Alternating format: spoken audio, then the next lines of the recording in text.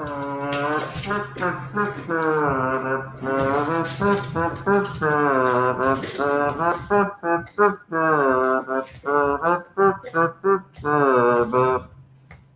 hi.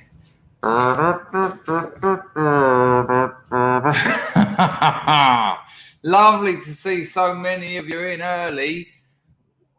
There's a couple of caveats. I'm just sorting out one more clip. I haven't even got my earrings. Earrings, yeah, because I've worn an earring in the last 20 years. I haven't even got my earpods in. Is that what they're called? AirPods, headphones.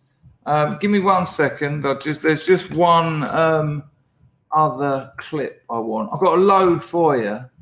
You know when I've got plenty for you because my computer will crash. But I definitely want to show you that. A 14-year-old. Whoa. Don't open the show with saying things like a 14-year-old who gets in all sorts of trouble. Now, here's the we've already lost 10 viewers. The modern world's attention span is amazing. And again, I know this from marketing, but just that, it said 58 and it's now saying 44.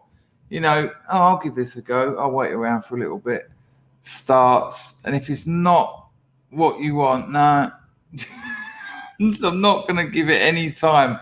I mean, that terrifies me when you consider things like music and literature. How much does music improve when you listen to it more and you start to understand it and you hear different things, and it requires patience. Again, this is the difference between, this is what I want to talk to Horus, who's agreed to come on and talk about it, and Semiagog, who's agreed to come on and talk about it. The whole idea of the production of meaning. Meaning is produced between the people involved. So if I give you a book, I've created a text, but I'm not in control of what that means. When you read it, you produce meaning using the materials I've given you, using the content I've given you. It's like I've given you some certain elements, some indicators, some symbols and signs, and yet your life is completely different to mine.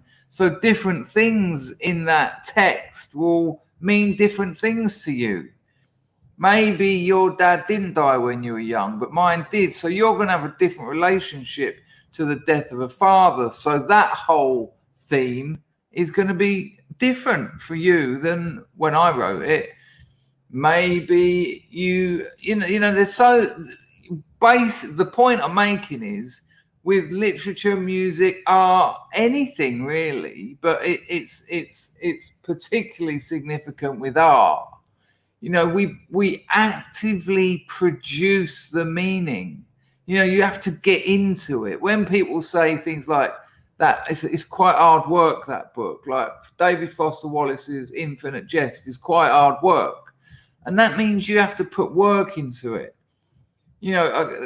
With novels, especially the novel form, it's not really what's written, it's what isn't written, it's what's left out. Because if you want to try and tell a story, say the timeline of the novel is a week, and you want to tell that what happened in that week. Now, unless you're going to do some Jorge Borges thing where you're going to write every single thing that happened, which you won't be able to do, and this is what Jorge Borges found out, because as you're writing about it, you're remembering what happened. So now that memory has got a new theme, because the act of remembering it adds to the memory. So you've got to include that. But now you've added to the memory with the act of remembrance, you've got to include that.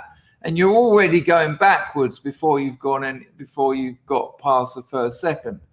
So it's kind of what's left out, and what the reader does, what a good reader does. I mean, it's interesting when we talk about good writers and good painters, good musicians, But it does take a certain amount of good reading, and in the general sense, reading music, reading paintings, reading all arts. You have to fill those gaps in to make sense of the scattered disjecta membra, the sort of almost mosaic that you've been handed, and fill in the gaps. And if you do that, and if you do it well, you're gonna that book, that piece of work, that piece of music is going to affect you on a more profound, more personal, a deeper psychological level, because you're not just consuming it passively. You're not just sort of sitting there going, stuff the meaning into my head. Like, that's what Pulp Fiction does. It's just like, this happened, this meant this, so this happened, this means this, which means this happened. And it's like, oh, I get it. Same old fucking story. The reader's not even needed. You could probably summarize the story in a page and get as much out of that book as the 130-page novel or whatever. So, when you've got these kinds of attention span, and, I look at analytics for other YouTube channels as well, if I'm helping out with a bit of marketing, and, you'll be surprised that even successful YouTube channels with, 4, 5, 6, 7 million subscribers, 70% of people who click on their videos will watch under 30 seconds. I mentioned it briefly in Woes' on Millenniyule this morning. We'll get to that. There's a couple of things I want to say about that in a minute. But what was I going to fucking say? I've gone off. Yeah, people. I said it on Woes' stream this morning about crack. Crack wouldn't have happened in any other era apart from like the 60s and the 70s with freebasing, because it's the disposability of it.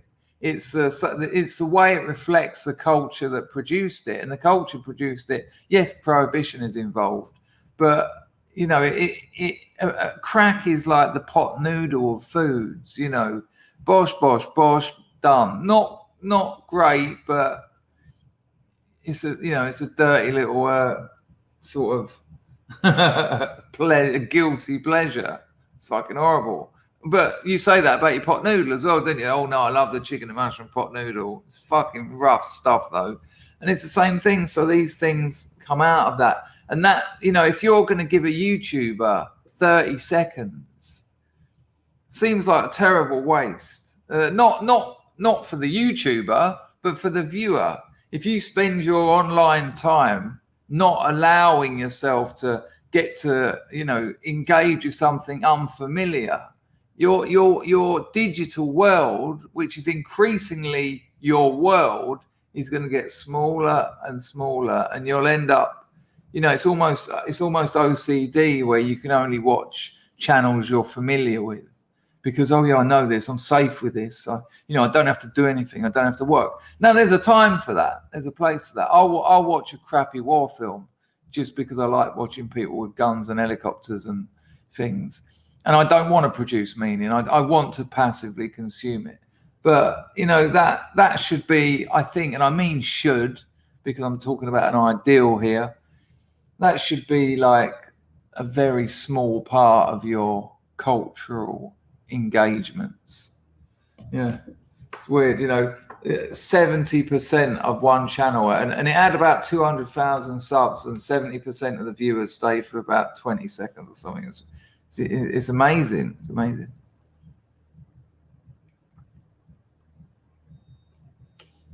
And there's also that sense of entitlement. We've talked about it before, about boredom almost being forbidden. You're almost not allowed to get bored. And that started in the 80s. Most of you here will remember summer holidays, saying to your mum, especially if it was raining or something, I'm bored. And boredom isn't a lack of having anything to do. It's a lack of wanting to do anything. And you'd go to your mum, I'm bored. And she'd sort of go, tidy your room, play the computer. Why don't you go out? Why don't you play chess with so-and-so? There's this sort of, you're not allowed to. Whereas scientifically and very recently, it's been proved that being bored being somewhere on the meditation spectrum is actually quite good for you. Things come out of being bored. So, remember that it's not a lack of having things to do, it's a lack of wanting to do them. And it should be, doing nothing is very underrated. Meditation is doing nothing.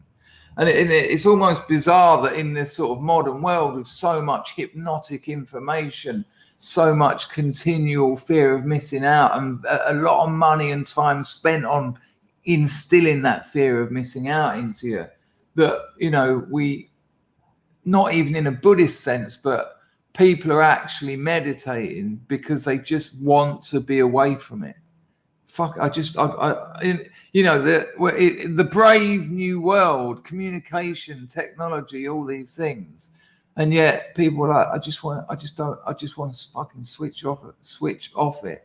And anyone who gets into meditation and that gets 5 minutes under their hat will usually go on. And it's no surprise that the pleasure, or pleasure is probably the wrong word, the satisfaction comes out of being able to do it for longer, being able to be away from culture for a long period of time. People go on these retreats where you're not allowed to talk. That would have seemed ridiculous 150 years ago. If you'd explained the kind of culture we had now, they'd be like, wow, wouldn't you just want to get involved and get on it and blah, blah, blah. Well, yeah, sometimes, but I also want a break, and it's virtually forbidden.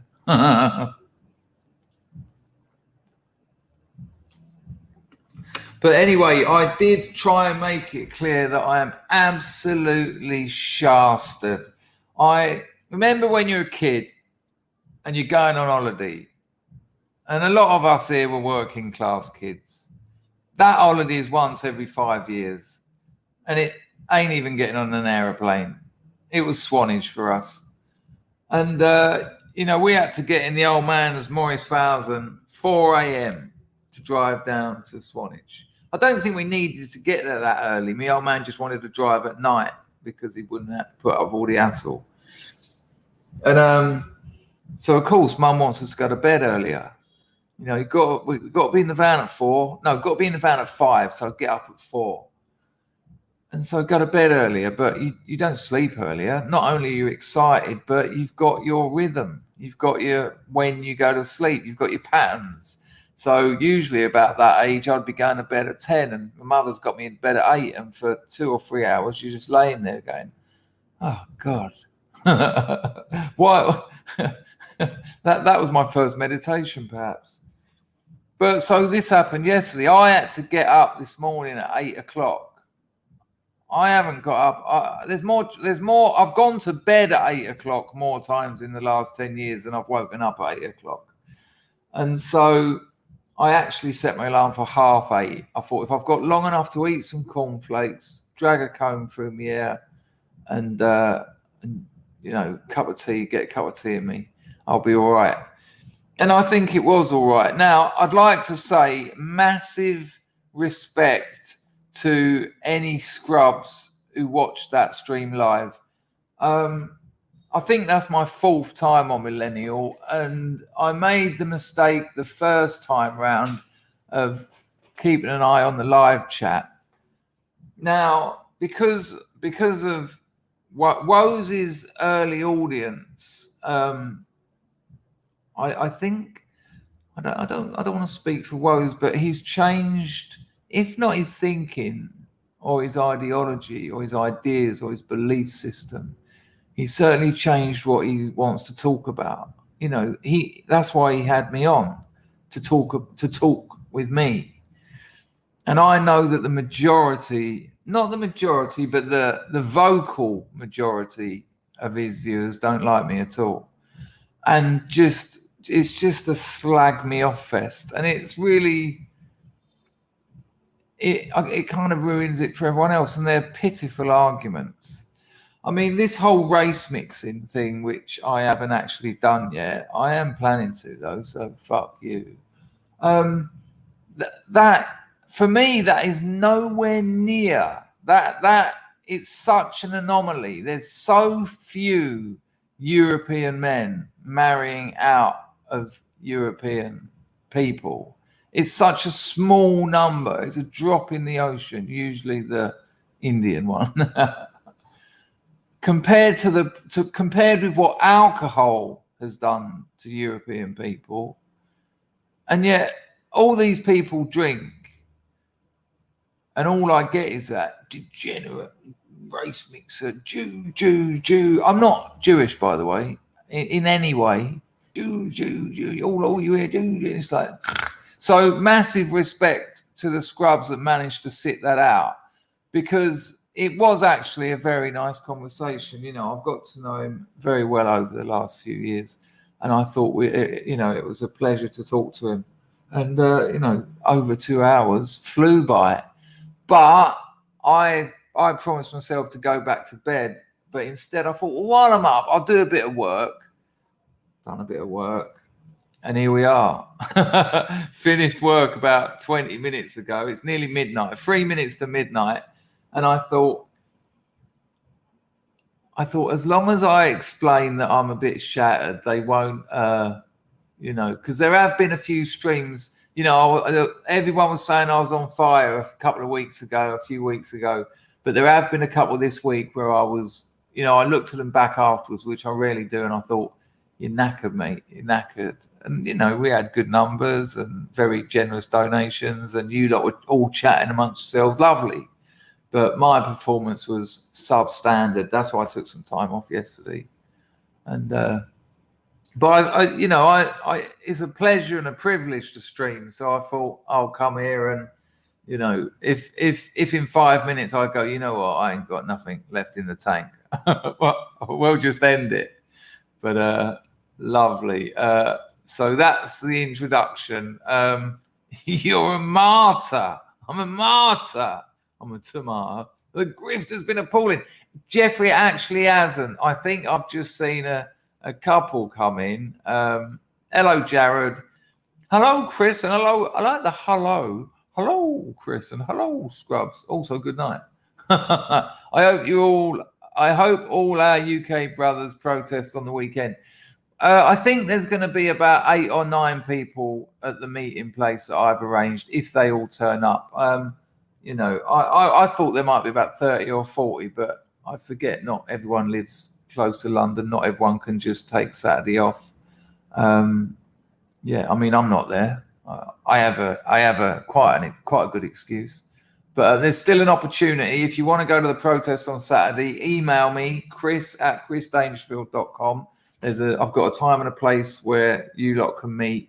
And so you can go up there in a group and also get to meet some scrubs in real life, which will be a nice thing. Anyway, I'm sure there'll be telephone numbers exchanged and a little bit of a community. Thank you, Jared, for that donation. Hello, Gary Garner's stack of ribs. You new in this place? Your avatar is possibly my favorite British comic ever. My new best friend and Shirley Ghostman are just comedy genius.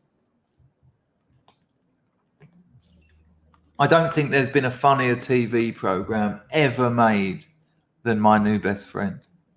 Anyway, if you are new around here, you're more than welcome. If you're not, sorry, I completely forgot about you. Hello, Moslab. Good to see you. All right, Ralph Scorry. The Rube has removed the lengthy name. Hello, Doc Shelley. Nice to see you. They were coming at Philosophy Cat like no one's business. I mean, what's the point? What is the point? It's just the level of the debate that does me. It was interesting, wasn't it? There was opportunity to ask some questions, but you don't get them. They don't actually want them. They just want to be, I know better, I know more, I'm better. Yeah, where's your fucking stream? Where's your channel? Where's your work? What do you actually do apart from tell other people they're not doing it as well as they should? Is that what you are? Is that what you've become? You're a Mary Whitehouse of nationalism. Good luck to you. It's weird. Pizzle finds it hard to catch a standard stream. Is that because you're working, Pizzle? which is a fine reason not to be getting them. Caleb GS83 says, Chris always brings a very interesting, engaging perspective to Millenniyule. Nice one, Caleb. Cheryl Peters, no less. Chris, love, slack. Hang on. Chris, love, slack cut for you always. My women's group leader once told me it's not nice to should all over yourself. Uber-based chill for you, man. We've got a little secret going in, Cheryl Peters. Some of you might be able to find it. No, it's not. That's very true. That is a thing that comes up in rehab a lot, actually. Should. You shouldn't. You shouldn't. Yeah, I get that. Thank you, Cheryl. Yeah, you said that, I think, in Telegram. No. I disagree. I've had access to more information than selectively sent texts. What I would say to people who go, ooh, I've seen the texts, go through some of your texts that you've sent to girls that you're dating, girls that you want to date, girls that you have dated, and girls that you've had quite awkward and tricky conversations with. Take a couple out of context and see how they sound. It's easy to make people look like something they're not. I'm not buying that at all. I'm not buying it at all. And if I did think that, I would not be appearing on that show. Hello, Jack. Nice to see you, mate. Out and about, but lurking. You're all right. Do you know what I mean, John? That's what it's like. Oh, really? And again, I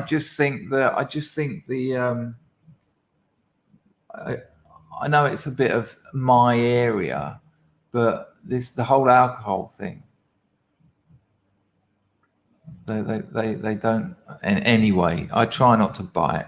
Hello, Moslab. Dangerstein. Dangerberg. Thank you, Cheryl Peters, for your donation. And thank you, Jared. Let me get the door. Speaking of Dangerstein, let me get the doors of Griff Station open. I couldn't even say it then. I really felt for him, actually, Woes, when he was talking about, you could really, if you saw it, if you didn't see it, you know what? I don't think there's a lot in there that scrubs that watch a lot of my videos haven't heard me already talk about, and opinions I'm sure you're quite aware of most of them. But it's interesting because you get to see Woes' response to them. And I really felt for him when I saw how excited he was that he had a YouTube channel and he was making a living from it, and it was like, wow, this is amazing. The internet is actually working. I've got this thing, my channel's growing, making a living. People are giving donations, etc. And then not only to have that taken away from him, but part of the taking that away from him involved him never being able to get another job. So not only did they take his creation away, his channel, which means a lot to you, believe me. As you can imagine, you're intelligent people, but it's very unlikely Woes is going to be able to get employment because of things that have been said about him, because what has been said in newspapers as well. Scotland's biggest Nazi. It's yeah. So I don't watch the chat. I had a little look in the comments and just thought, why am I doing this? This is just a waste of my time and energy. But it's a pleasure to be asked again. I said to him on the stream, I said, what happens 1 year when I don't get invited? He's got Milo Yiannopoulos on it. That could be quite interesting. Johnny Redpill C says, shattered, unsubbed.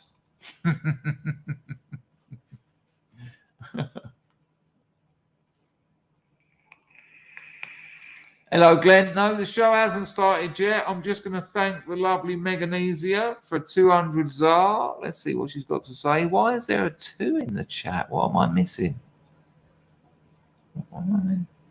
Oh, my days. Hadsack has become a grandpa to twins. Absolutely beautiful. Yeah, I'll join in with that one for sure. Congratulations, SUBSTACK. What must that be like? So envious. Your children have had children. Wow. Wow. Congratulations. Enjoy it forever. Get everything out of it you can. That sounds amazing. Absolutely amazing. You can hear my voice is a bit croaky as well. Yeah, I'm down on my knees. Hey, Jules Citizen, good to see you, mate. Hello, Plastic African. Good to see you here as well. No chance came and went, did he? See you, mate. I was just nipping in to say hello. Need to go and feed the fam. Sweet. No chance he's going to come on here. We're going to have him on as a guest, so that'll be a good chat. Tomorrow afternoon, we've got Ray Vahi, the owner of BitShoot. He'll be taking questions. We'll be having a chat with him. Interesting bloke. So that'll be good.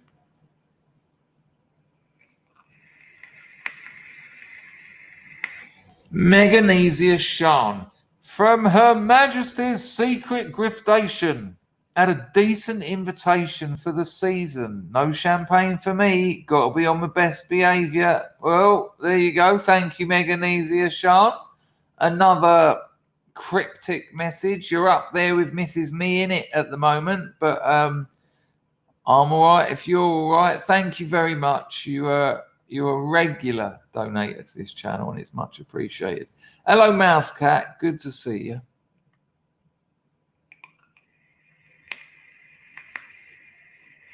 I'll tell you what, though, I did get about 40 new subscriptions from a Substack. That was nice. And Woes put the link in the video about 2 minutes after the stream started. Right, speaking of all that, Arklow, I'm on that. Don't worry, mate. Won't miss it. Let me just sort this out. It's 134. How lovely to see you. Look, I'm even finding energy. I mean, I'm on fumes. Not those type of fumes. But I'm certainly here. Hello, Flammadiddler. Good to see you. Yeah, he's had a fucking rough old time of things. And if he's not your cup of tea, that's all right. Go and drink another one. Right, this is how you can support this channel with a few quid. You can do a super chat. That's the $sign at the bottom of the chat. If you want to donate and not give YouTube any money, you can use Entropy. I will pin. That was weird. I was just giving you time to say pinner, but it went. I'm going to pin the Entropy. Oh God, the old nodules coming on strong. I'm going to hopefully have already. Can someone confirm that I've pinned? The Entropy thing is pinned up at the top of the chat. That's quite good because you don't give YouTube anything. So that, what have we got there? Super chat, Entropy. There's also Subscribe Star, which is like a monthly thing. Link in the description. Or you can become a member of the channel. There's free strata, and we do private videos for those people. And if you join the top strata, which is like £7 a month, you can watch all of them. If you join the second one, you can watch the bottom two. And if you join the first one, which is like £1 a month, just that one, they're good fun. And the missus ain't here. So the heroes are going to get a super duper extended stream for me fucking it up last month. That's going to happen occasionally. This isn't my full-time job. And occasionally other priorities are going to cause that. It's just how it goes. But like I said before, if anyone wants their £7 back, just let me know, and obviously I'll sort that out. But I will make that up to you. I will make it up to you. The show will start shortly. I've got a load of clips. I missed a bit, didn't I? Yeah, I do put a lot of time, effort, passion, and energy into this gig. It's not my full-time job. I don't expect to get rich, but I do appreciate the donations. And you lot are very generous. For the size of the channel, it works out nice, and it justifies me spending time doing this and not working. Blow rocks. Hoyt to you, my friend. All right, Chris, I could catch Millenniyule live, but gonna try and watch the upload later. I presume there was a bit of salt in the chat. Anyway, 2 legends. Yeah, I didn't watch the chat live. I had a look at a couple of the comments and just thought, this is predictable. But yeah, I knew there would be, but yeah, nice one, Arklow. That recording is already up. So again, you've probably heard everything I say on there, but it's interesting because challenged by Wozy a few times, which was nice. Hello, Loki, good to see you. Hello, Lumi, good to see you. Nice one, Andrew. Had sex, bloody kids.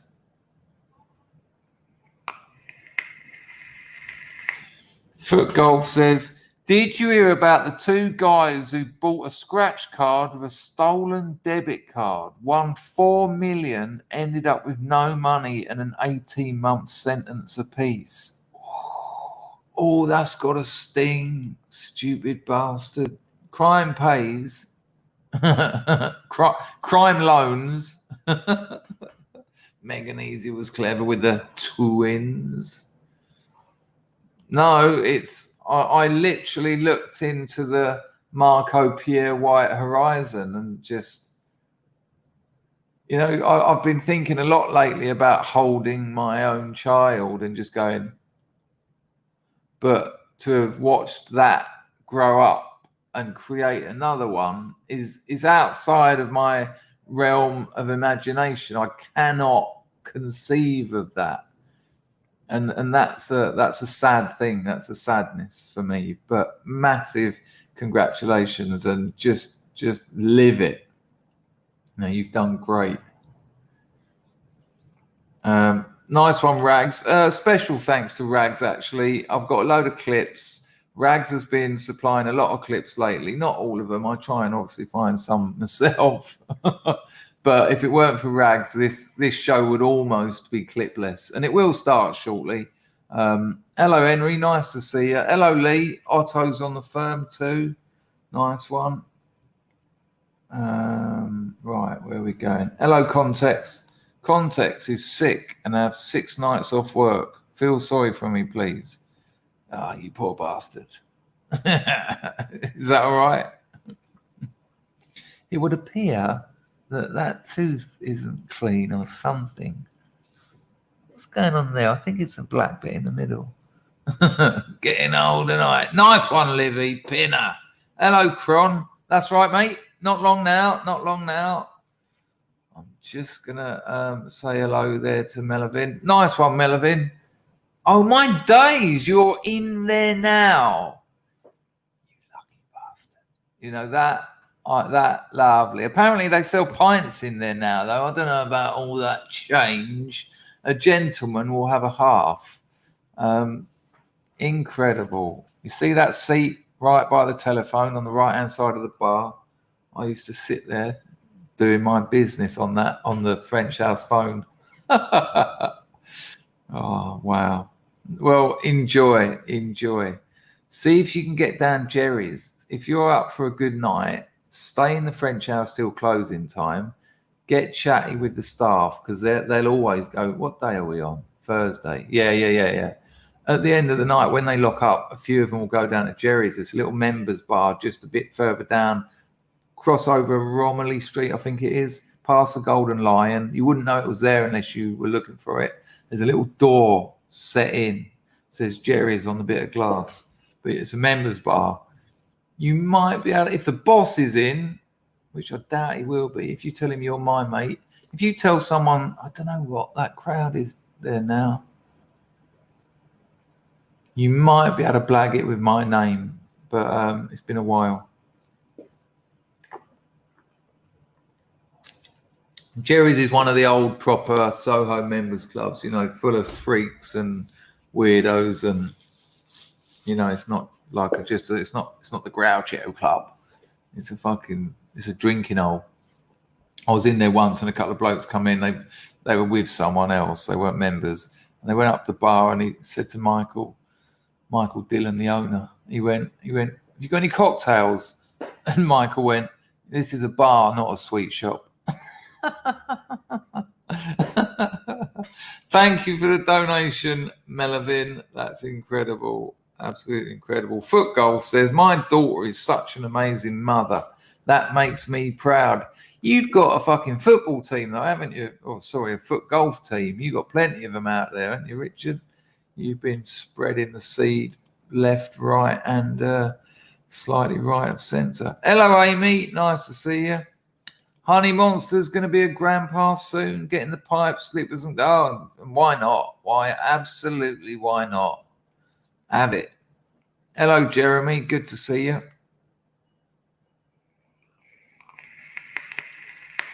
Oh, he's a treasure. Rags is an absolute treasure. You know, yeah, not much else to say, really. He's an absolute treasure.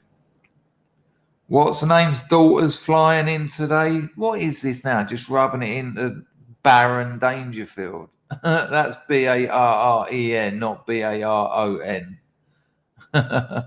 Hello, Jim. Good to see you. All right, Grego. We're going to start shortly, people. Jimmy is not streaming. I think he got a couple of strikes. I mean, come on. Of course he is. Is that it? Jimmy's YouTube channel's got about 2 months left. He will not. I think because he's so new to YouTube, he doesn't understand. You cannot say half the things Jimmy says on that stream. And I kind of admire him for it. He's got that attitude. Well, I'm not being racist, or I'm not being homophobic, blah blah blah. But YouTube isn't logical. YouTube doesn't. Their terms of service don't make sense. Their terms of service are there to censor you. I was on when Teddy Dutton was on with Woes. Woes said that he got a strike for last time he had Teddy Dutton on with him, and it was because Teddy Dutton was talking about feminists. I've got to be careful here. Feminists and Modern Witches. That was Teddy Dutton's book, and Woe's got a strike for that. And Teddy Dutton said, "Yeah, you can't talk about feminism anymore. You're not allowed to on YouTube." And Teddy Dutton's deleted all his videos about that, and he's just released that book. He's a professor now. He's a legit professor, and he's released a book which I don't think is totally, but there's a whole bit in it about how modern feminists are witches, and yet you can't discuss that on YouTube. And rightly so. I just want to add, help us out. LOLC 350 busted my balls at work this year. They gave me a £25 voucher. Oh, really? Why don't they just spit at you? At least you can just wipe it off and not have to look at it on the fucking bus home. Sorry about that, mate. Hello, Pags.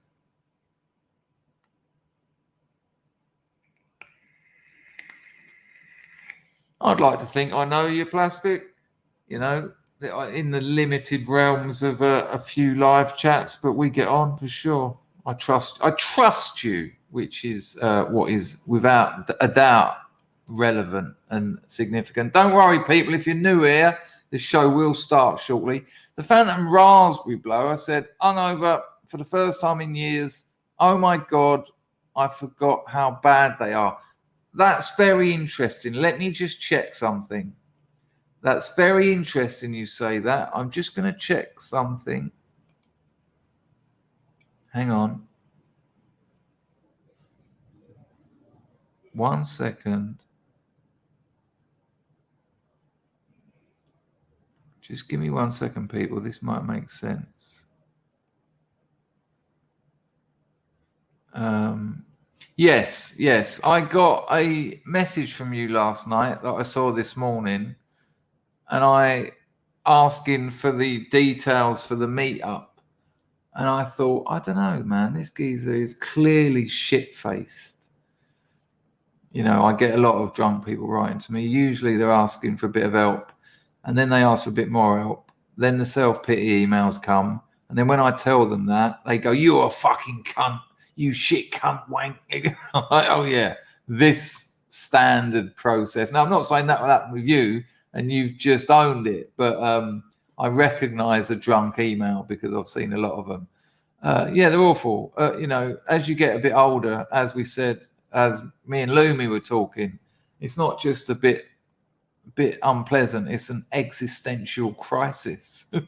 Life itself is called into question. But it does blow over. You know, just give it 5 or 6 days. Plenty of water, mate. Plenty of water, and don't punish yourself. You know, you're allowed to get drunk occasionally. Nice one on the donation, but I will give you those details.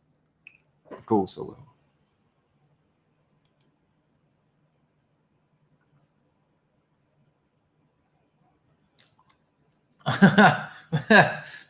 Thanks for the donation, Phantom Raspberry Blower. Wolfie says, I got a turkey one year, scaffolding all year in the wind and rain for a fucking turkey. It's so rude, isn't it? Listen to this. The show's going to start shortly, people. I mean, the missus ain't here. This could go on for hours. I mean, it's 12:30 now, so chill. Listen to this. When I done work experience at my school in a place called Vickers. I don't know if they're still there. They used to make office furniture as a company in Dartford. And it was me and a bloke called Mark Bonnet. His sister, Lisa Bonnet, she was something else, man. And she still is, actually. I had a look at her on Facebook a couple of weeks ago. Oh, yeah, her. She's not really. She looked like an old woman. Which is, there's nothing right with that. But, you know, she's not what she was. Anyway, they've got us in. The first day, we're introduced to the floor manager. So the bloke that runs that whole floor of the production. And I think it was the finished items, quality control, packaging, and dispatch. So this bloke was very high up in his company. And so me and Mark Bonnet were about 13. We both sort of go in there, a little bit nervous. You know, neither of us have been anywhere like this in our lives before. And there was this bloke, and he had a bit of David Brent about him, but a little, not quite so dumb, a little bit more self-aware. You know, pinstripe suit, a little bit of a fancy pocket square, a bit unnecessarily ostentatious, I guess. And he was like, right, he said, let's not fuck about. He wasn't like David Brent, actually. He just looked a bit like David Brent. That's the mistake I've made. He went, right, I am on that. There's a couple more super chats. People don't think I'm not on them. I will deal with them in a couple of seconds.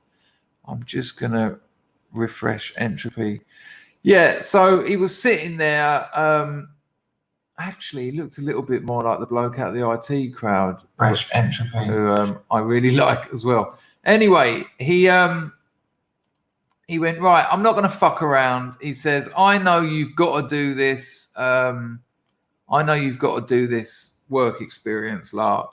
He said, but why don't you get something out of it rather than me just tell you to go and sweep the floors or something? He said, what would you like to learn? Is there any skills, blah, blah, blah, blah. And so me and this kid at 13, you know, fuck knows, just while we were going, this old bloke come in, about 65, you know, classic old bloke, a few white hairs left on his head, a suit from like decades before, slightly hunched over. And he come and he went, hello, Michael. And Michael, who was the boss bloke, he's gone, hello, James. How are you, James? And he went, I just wanted to say thank you very much for the send-off the other day. It was really nice. It's actually my last day now. I'm leaving now.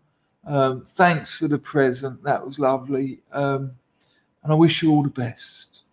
And this James went, he went, all right, come here. And he stood up, he shook his hand, put his arm around, he went, good luck to you, mate. Enjoy your retirement. And this James went, yeah. He went, good luck to you as well.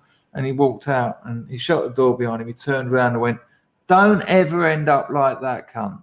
Right? No shit. And we were like, whoa. He went, he's worked here. He's worked in this place since before I was born. He went, he drills holes all day, every day. That's all he does. And when he left, we bought him a watch for about £100. He went, that's it. He went, don't do that. Don't end up like that. And now there's nothing wrong with that, actually. That might have served his life very well. That's not why I'm telling the story. I'm telling you the story because to a 13-year-old, that's fucking brutal. Absolutely brutal. Because I was, you're learning about the adult world at that age. And I was watching these two adult males. And I was very aware of adult males because especially at that age, you're like, why am I not like them? What distinguishes me from being mature? Because you don't know what you aren't, you don't know what you aren't, And it was all this, well done, mate, and thank you, sir. And the old fella was all really sincere in that. And he just shut the door. He said, don't end up like that, cunt. And I just was like, whoa. So, yeah, he didn't need to teach me anything, actually, because I think that was my biggest lesson for my whole week's work experience.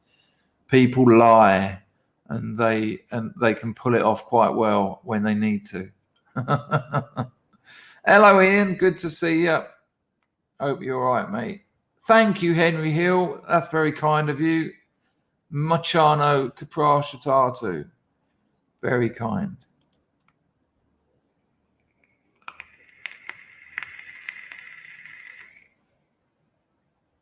Where are we going? Hello, Rob. Thanks again, Henry. Really kind. Low down, dirty Shane. Knife one, Henry Hill. There you go. I don't think it's his though. That's going to be the one every time, isn't it? There you go. Hello, Pax Max. Yeah, boom. Bosh. A serious one. Right, the show is going to start. Hello, Carter. Nice to see you, mate. Get Carter. Right, where are we going? Anyone who's going to feel missed out because I haven't said hello to them. That would always be awful, especially if they're OGs. That's a terrible state of affairs, isn't it?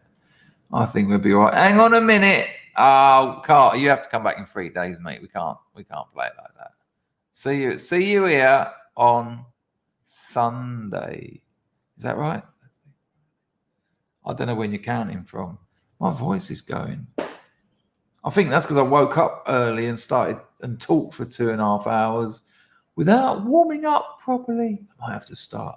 What I might do is move the mic a bit. Do you remember when I done that one? I done that one really quietly that night because my missus was asleep. It was good. Hello, son of Max. Yes, Danger. My daughter has COVID, so I'm isolated for 10 days. Shame about that. Gutted. I hope she's all right, though, mate. Hello, Packer.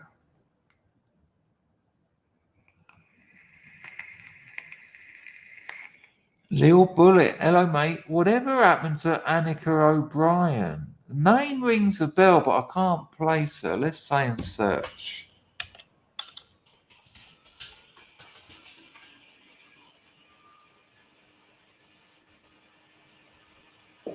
Oh, God, yeah.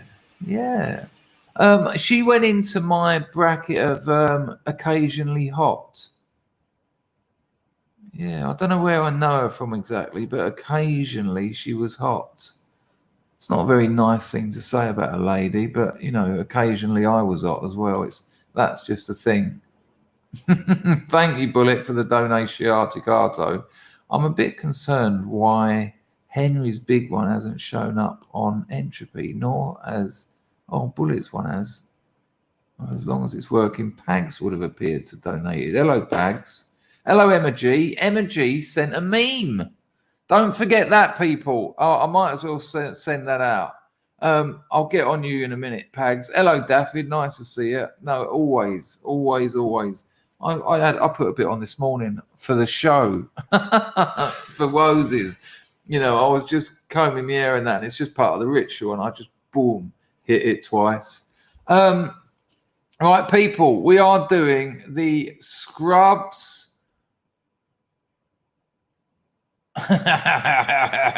Basically, make a meme, just one. No changing it the next day. No sending me 5.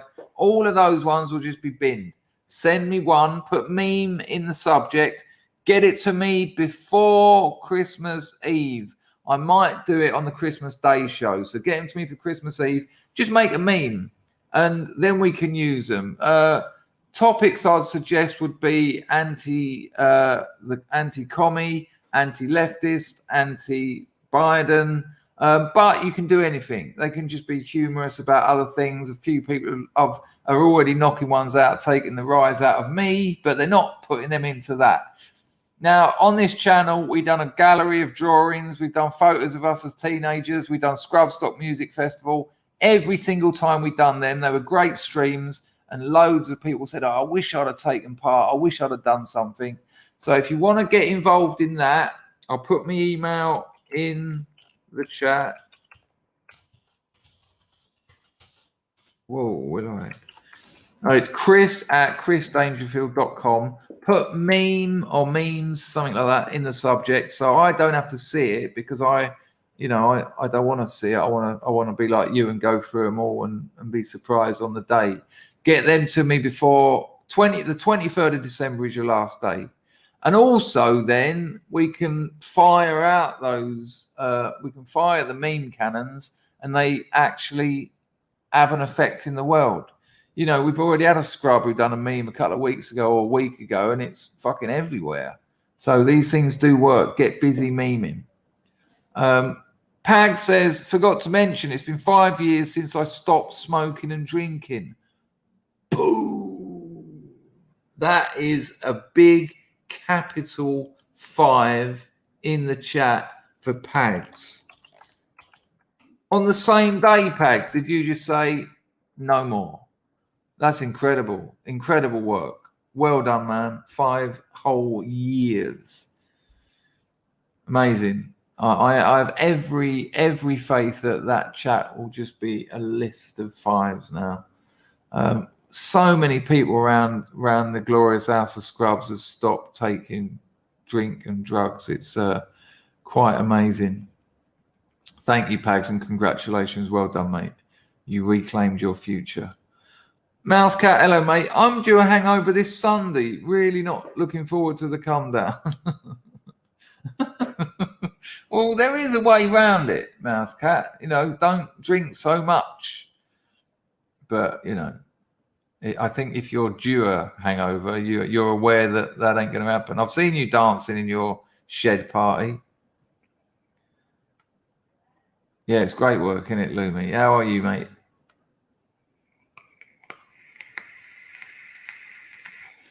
No, it was Mark Bonnet, the sister. Oh, I shouldn't really keep talking about this. Weird name, Bonnet, though. Some builders smashed a window at school, and a bit of glass fell down and slit him right down into the spine. Oops. But in those days, though, they just put a couple of plasters on him, and that was the end of it. No, there was no inquisition and also all that naughty, weird stuff.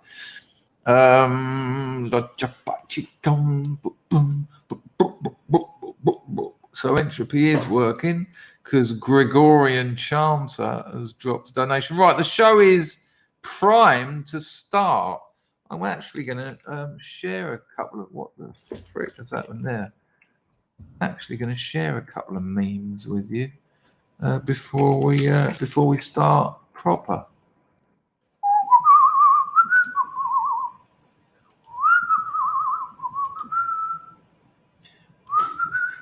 Just a little whistle break. Sorry that you can't see me, but my lights have died and I can't be bothered to get any more.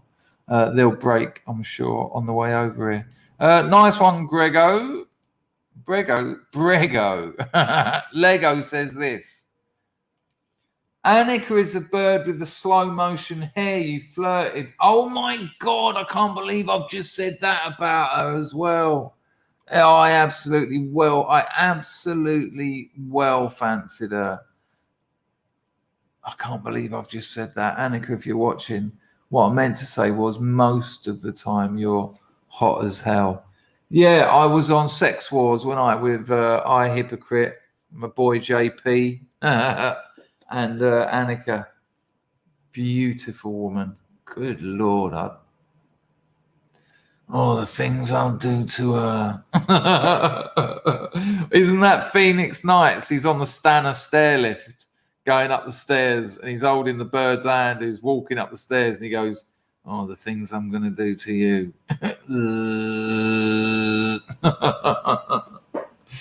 Well, that's shocking and embarrassing. If you're watching I Hypocrite, don't pass that on because it will only upset her.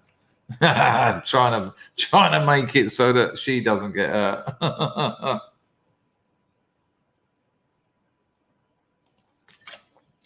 Our pal was in love with a girl at school called Donna Sipe. We've all had a Donna. I had a mad crash on a girl called Donna Knight. Her brother had his nose bitten off. Those two stories aren't related, apart from the fact they're the same people. That's the boy. That's the boy. I do like the things he's been doing on YouTube. What is it? UK rowing and UK rowers. Nice to see you, William. Hope you're all right, mate. Matthew's work experience was great. Got kicked out of school after and never went back. Started work. Simple as. You know, there's loads of kids who have got nothing to gain out of being at school after they're 14. There's kids who could go and work with their family businesses. You know, I knew kids who were working at weekends and earning a fortune. School was costing their family money. If you want to leave and go and work, just do it. Just do it. Check this out. There was a kid in our school, and before it was the first day of term, and the teacher said, "Now, we just want to warn you, Keith isn't like the rest of the children." Right, he was stupid apparently. He was a bit backwards, and they warned us. Oh, that's going to go down well. Yeah, I'm sure a bunch of 11-year-olds are going to, you know, just take that and be really kind. Now he owns about 5 car lots and he's like a millionaire. Yeah, Keith ain't like the rest of us. He's fucking minted. Stupid bastards. I despise school. I despise state education. Always have. Probably always will. I still can't believe it's illegal to homeschool your kids in Germany and France or whatever. Hello, Sally. Nice to see you. Hope you're all right, love. I sent my mother a picture of your youngest, and I said, "Who's that?" And she said, "That's what a stupid thing to ask." She said, "It's the same person."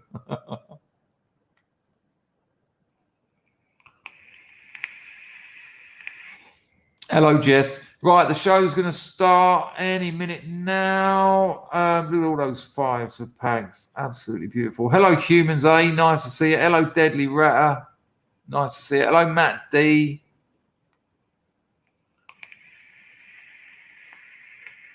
Hello, Sean. Nice to see you. Hello, IR. Oh, loads of OGs have turned up a bit late. 150 in. Lovely. Yeah. Well, exactly. Yes, she is. She's very hot. And, you know, I was all over her. Oh, hey, Westo, massive respect to you as well. Westo says, Dangerfield, your millennial was awesome, Chris. Shame about the Spurs in the chat. They wound me up no end. Yeah, I think you've probably just arrived because I was talking about that. I didn't watch the live chat because I've done 3 or 4 millennials already. And, yeah, that's why. But I had a look at some of the comments this morning, and I saw you in there saying, "You lot are fucking numb," or some, you know. Yes, I agree with you. It's a real shame. I just ignore them. I maybe should have said that beforehand, you know. And with me as well, you know, they don't like me, that crowd, and I don't care. Hello, Ludwig. Good to see you. Yeah, Phoenix Nights was class. Ow, hello, Al. Well done on Millennial, Chris. Second best stream after Malone. Second best, brilliant. That's still pretty good though, isn't it? Darton was on fire too, but received some shit for not being based enough. This is it. Unless you think exactly like that lot, you're not right. You're not good. You're not acceptable. You know, it's bollocks. It's not, you know, it doesn't, there's no debate. And, you know, you can actually grow and learn from having different ideas, believe it or not. But no, you know. But I knew it was coming because, you know, there's a legacy with Wose's audience. Anyway, thank you, Al, for the donation, and thank you. Second best is pretty good because there's been a lot on there. Oh, I'm losing my voice. I was looking for doing a long one today.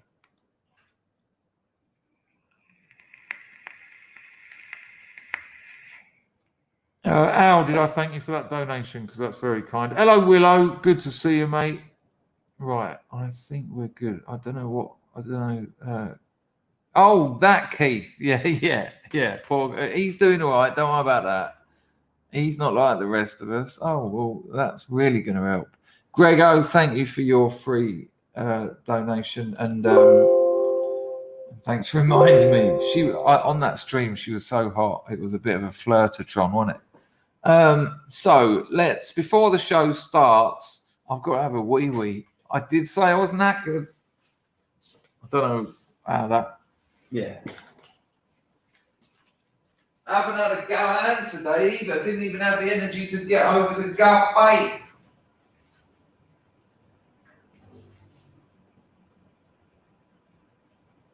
See me, feel me, touch me. Little bit of Tommy for you there in the piss break. Here it comes. Oh, that's a bit hot. It's a bit hot.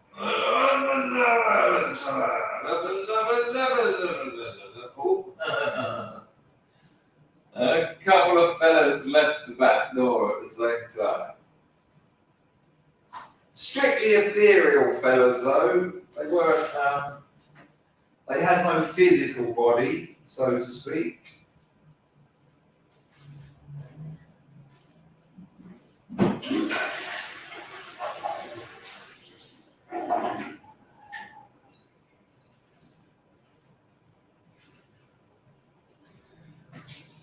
See me? The old clamour, eh? Wipe your piss on it, dribble on it. Right, the show is about to start. Let me get my earpods in.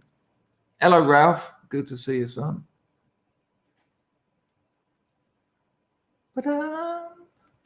Let me just pair these. Pairer!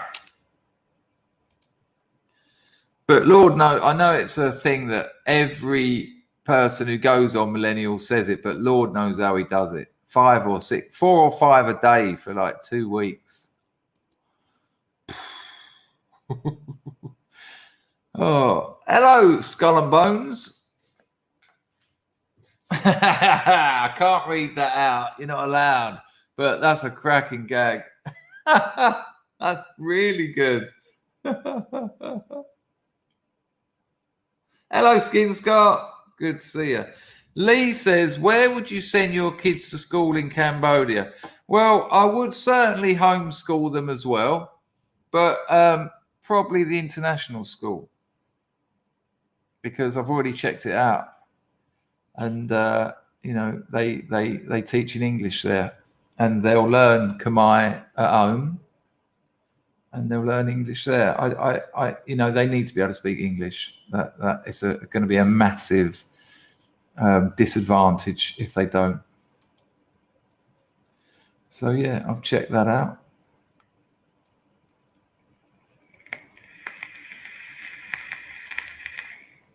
So this is a chill stream, people. So we're not going to get too heavy with the old politics, but this is very funny. Have a look at this. How am I going to make it so? There you go. Right. So you see the first bit first. Want to feel old is 90s pop band Hanson today. So there's Hanson. Remember them? Do up, dip, dip, do up, something like that. I remember one of my mates said the thing about Hanson is they're like their own parents. And here's what they look like today. Americans probably won't get that joke, But what you're seeing there is 3 grandmothers' elbows in wigs from Coronation Street. That's brilliant. Okay, from there, we're going to go to here. I can't read it out, but there's another little meme. These aren't memes that people have sent in. These are just memes that are around the internet at the moment. But get your memes in, people, before the 23rd. There you go. Quite nice. We'll have a look at this one next. This is very funny. As a yoga practitioner, yeah, I know, Ian.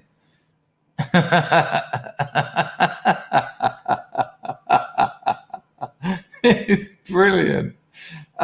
If you weren't watching this stream when I said it, memes have replaced stand-up comedy.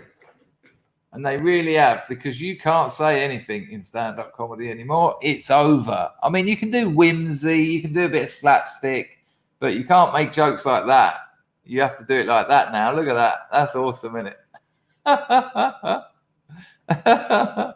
Okay, don't worry, people. The show will start very shortly. And I just thought I'd show you this one.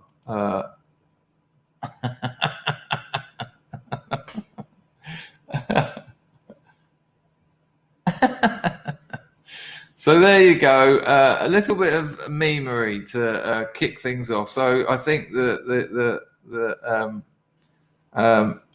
oh, that's hard. Is that elation? It's weird because it just looks like elation. Yeah, the show's about to start any minute now, mate. Don't worry about that. Oh, we certainly get there. Hello, Clark. Good to see you, son. I've got that context. That has been noted. I'll tell you what, I'll let you see what goes on behind the scenes with my incredible technique, precision, and hacking skills. We are here. Oh, I thought you were watching that. Nice to see you, Clark. A pleasure. This coming from context. He says this. Ickle bitter dosh for the fuck of it. Oh, there you go. Ickle bit of dosh for the fuck of it. Nice one. There you go. Right, if I can, I don't know how to do it properly. Hang on. There you go. You can see that. Thank you, mate. Appreciato. Nice one. Right, the show, we're nearly there. Rags is telling me to check his Telegram. He loves this one. Bloody hell, Rags. I'm busy. Rags rang me up twice during the Millennial stream. I had these in. I couldn't hear him. I was going, Rags, I can't hear you. Right, hang on. Oh, I can't show that one. Rags, I'll have a look at these. Rags, I've got about 10 of your clips lined up for this stream. I'll save them for tomorrow, mate. No worries about that. But I've got so many lined up. Any more, and I will crash my computer. And if I haven't seen them, it's a bit weird because I won't have an angle. And that'll be a bit weird. But nice one, mate. Appreciated. I think also tonight, it's the Bards thing tonight. I will shill that. People, tonight, I think it's tonight. It's the Bards stream at 7:45 GMT. So 1945. It's Christmas cheese and crackers. It's a themed music night. So it's on D Live. I'll put the link in the chat. And that's tonight. And so that'll be lovely. There you go. There's, it's Bar's Christmas songs, essentially. That's the link. Okay. Hello, Steve. Good to see you, mate. Right. Where are we? Cool beans. Nice one. Hello, Broken Silence. Marzipan. For the grift, Merry Christmas, Scrubs. Hiccups finally over. 13 hours. You were complaining about them a couple of streams ago. So you must have had a couple of these long stretch. Wow. Reflex, flex. Oh, no, it's reflux, isn't it? Nice one, Ian. Glad to hear that your hiccups are over. I remember on telly when we were young, there'd be this girl hasn't stopped hiccuping for 4 years, or sneezing or something. And I was like, yeah, that's not nice. So glad that's over. Did you get surprised? Did you see a mirror?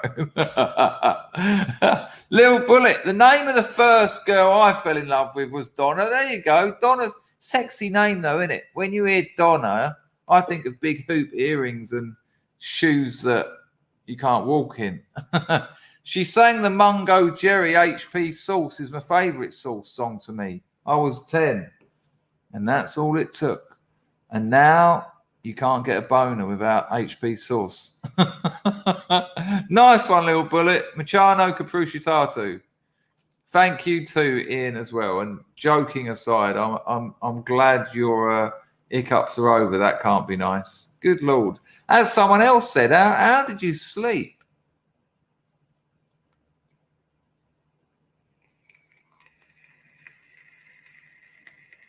Right, okay, people, the show is about to start.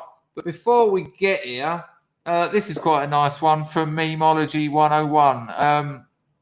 Calm as a bitch, right? Check it. I mean, anyway, just check it. You'll get the picture. I'll do it again though, so you can hear it, because that's always a pleasure. Check it out. Memology 101. You should be following him. He knocks out so much content, and it's all very good. Here we go.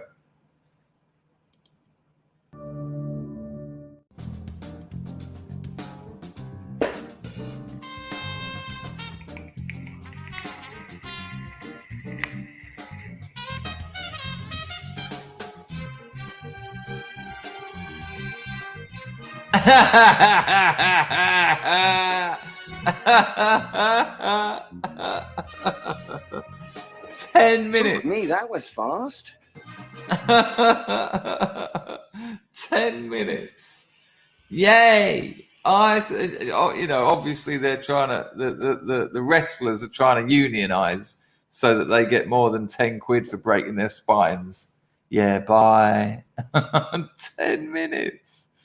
Right, so this is a bit of salty cracker. Now, here's something interesting. Of course, Westo, you'll probably know this, because I mentioned salty cracker. Woes had never heard of him. And, look, I know that salty cracker isn't a nationalist. I know that he has a different political agenda, but it's an important one. You have to start somewhere. It was like someone the other week asked me about whether I think protests work, and as part of a bigger picture. Now, it's essential that Biden's commie administration gets called out, and Salty Cracker does it brilliantly. And he's bringing in normies. You can't bring normies in at the sticky stuff, so to speak. Terrible choice of words. But this is quite a cool little story, actually. And I'm showing you it more for the story than for Salty Cracker, actually. But I just really like his energy. And so this is a great little story. And when I watched it, my thoughts were, fuck them. Here. Nice one, Mousecat. There's an old Kenny Everett joke. My old man loved it. I think Sid Snot. Remember, he used to throw the fags in his mouth. All right, Sid Snot here. In the 80s, being called Sid Snot was funny. Trust me. And he went. I went up to this fella and I went, "Where does hang on?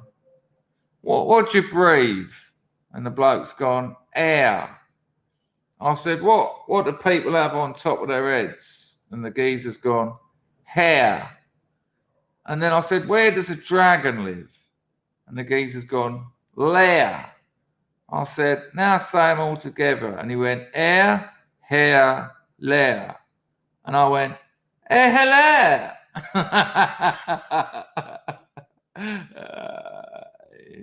Nice one, Mousecat. Thanks for the Danashi Chucho. Hello, Paul Squire. You're about in time, mate. The show's going to start very shortly. Let's check out what Salty Cracker's got to say about this beautiful little story.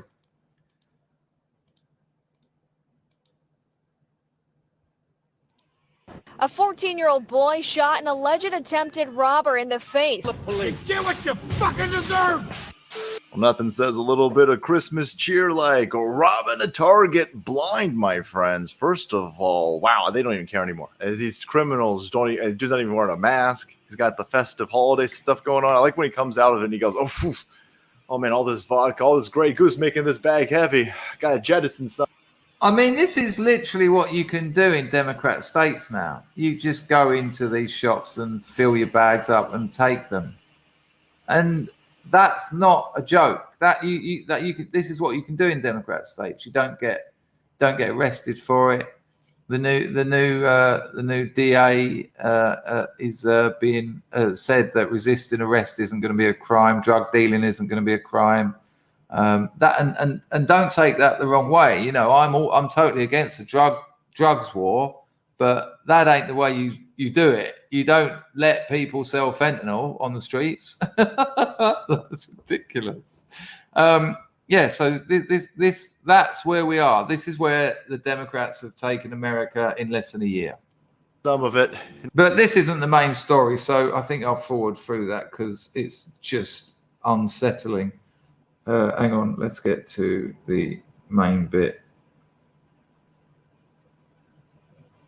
All right, I think this will do. We'll catch the end of it. Those DAs, that might take a while. What else? Hang on, it's worth actually hearing his last bit on that. Yeah. Members of society, they fling. Look at everyone just watching this. Is totally fine. Oh, it's got some chicks over there in some short skirts. Can we get some more of that, please? No? Oh, shit. Anyway, if there was only some way to solve what's going on over here in Los Angeles, in Chicago, in San Francisco, in Seattle, in Portland, in New York City. Is anybody saying it right here?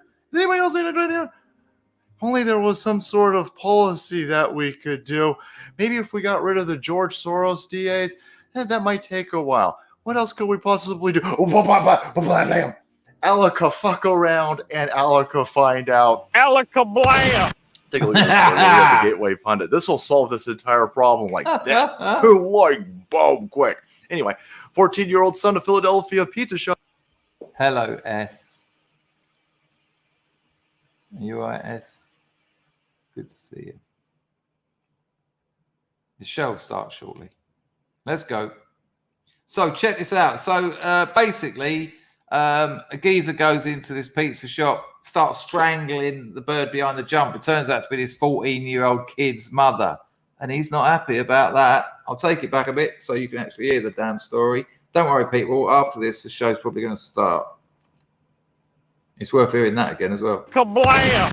Take a look at this story over here at the Gateway Pundit. This will solve this entire problem like this. Like, boom, quick.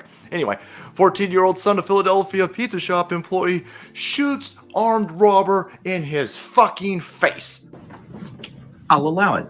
To protect his mother. Oh, there's some of that toxic masculinity you fucking cunts are crying about on the left-hand side. There you go. There you go. You don't seem to be complaining about toxic masculinity when a firefighter kicks down a fucking door, climbs up 13 stories to grab your dumbass, right? Don't seem to care when all of these cops are running into the direction of bullets flying from, of course, all of these Antifa lunatics and BLM tards. No, that's just no. Hang on a minute. Can I just address something here? Can I just address something that needs addressing here? Your simp is showing. Thou shalt not simp. What else have we got here? I'm sure there was a couple more. You can flirt with ladies without simping. It is allowed. You want to be careful what you define as simping, or your life ain't going to happen. So be aware that it's actually all right to be attracted sexually to people. It's quite good, actually. It's work. Get involved. Simping, on the other hand, is a completely different thing, which I have never done. Back to the cracker. toxic masculinity is fine. Anyway, thank God for this kid. Thank God for this kid, and thank God for a set of conservative parents who raised this kid to start blasting people who are fucking with his mom. It's a very good point there. That's a really good point. Thank God for the parents who raised the kids to know his way around a firearm and to have the balls to actually engage with it and use it when required. Someone's strangling your mother, yes, shoot them in the face. If you're 14 and you can't overpower them physically and there's no one there that can help you, no, I'd probably get in trouble if I say any more. So let's see what the court says, and that will be the truth. Yes, continue, Cracker. Delicioso, boys. Delicioso. Love every second of this. Anyway, you got a 14-year-old son of a Philadelphia pizza shop employee shot an armed robber right in his face last Thursday night to protect his mom. According to police, 14-year-old Mad Lad, big energy, boys, took matters into his own hands after an armed robber lunged over the pizza shop counter and began to strangle his mom. It's fucking asshole. What, you had to shoot him in his face? Now, that's the other weird thing. This geezer was armed. The geezer was armed as well. I mean, amazing. You know, imagine that was your wife. Imagine that was your wife and someone armed come in and got their hands around her neck with a little fucking Glock or something. And your kid just went, nah. Mate, it's not nice to get a bullet in the face, I'm sure. He survived. But if you, I don't know, I mean, we've seen enough of it really, but maybe if you don't go robbing pizza joints. I mean, in a largely cashless society, how much money do you reckon he got out of that? He would have got out of that drawer. $40.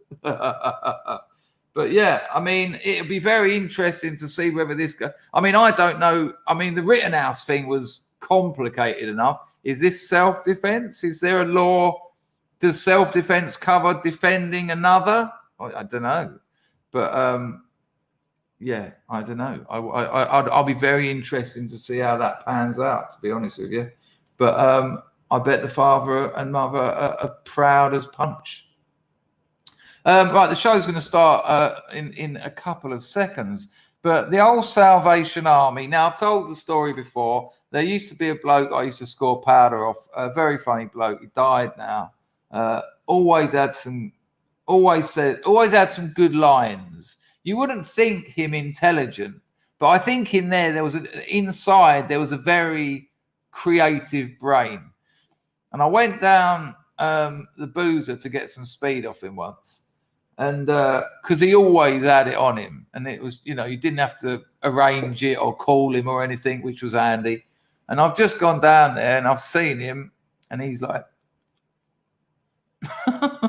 and I've gone, hello, his name. I went, you got any powder? And he went, nah. He went, I had a load. He went, but the Sally Army turned up and I thought it was the opposition on a mission. So I threw it all. The opposition on a mission. By Sally Army, of course, he's referring to the Salvation Army, who it would appear have got themselves in a spot of bother. Let's have a look at this from the Gateway Pundit. And again, karma's a bitch, right? Schadenfreude's even better. The situation is dire. The Salvation Army faces holiday shortages after telling white donors to face their racism. I can't imagine why they're not getting anything.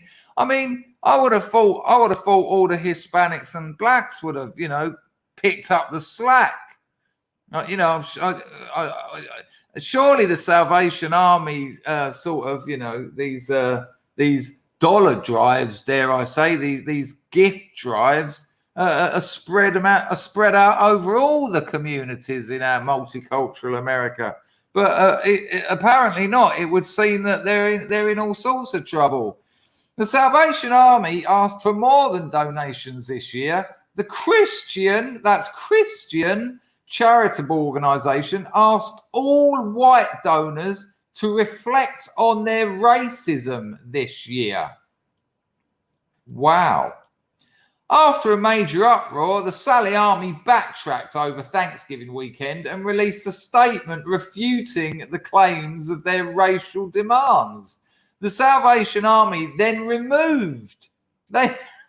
You can't hide stuff on the internet, you know.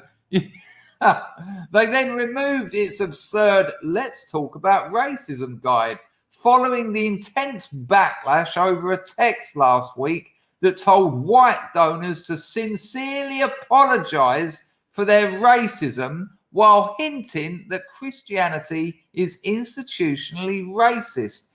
I can't imagine why they're not getting anything donated to them. Oi, racists, apologize, take a knee. Have you got anything you can give us at the same time, please? While we're asking you to cuck the cuck of the cuckness. And then if you go to that page now, you get this. You get this little bit of code. Hang on. What's going on here? Bush. You get this little bit of code here. Access denied. Access denied. Blah, blah, blah, blah, blah, blah. That's it. And now the big surprise. The Salvation Army is facing a toy and donation shortage this year. Here's a thought. Maybe they shouldn't have insulted their donors. Now, here's the weird thing. You're probably not allowed legally to do analytics based on race. You're probably not allowed. That wouldn't surprise me at all. And yet, if you could have done that, they probably wouldn't have said that when they realized that 90% of their donations this is in Minecraft I'm talking about, like, may have came from one particular group. When I talked to my missus about when she was a beggar on the streets of Phnom Penh when she was 4 years old, I said to her, well, you know, I asked her about those stories, and she was like, well, the Chinese just ignored you. You know, you'd go up and stand next to them, sitting at their tables outside a restaurant or a bar, you know, going like that in your rags and your dirty face, and they'd just ignore you. And she'd be like, and there was no Africans around in those days. There's very few here now. She said, but the Barangs, which are white Europeans, she said they were always lovely. They'd always give you money, food.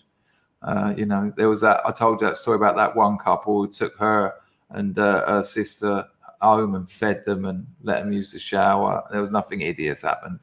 That does still happen, by the way. You can just be nice to people.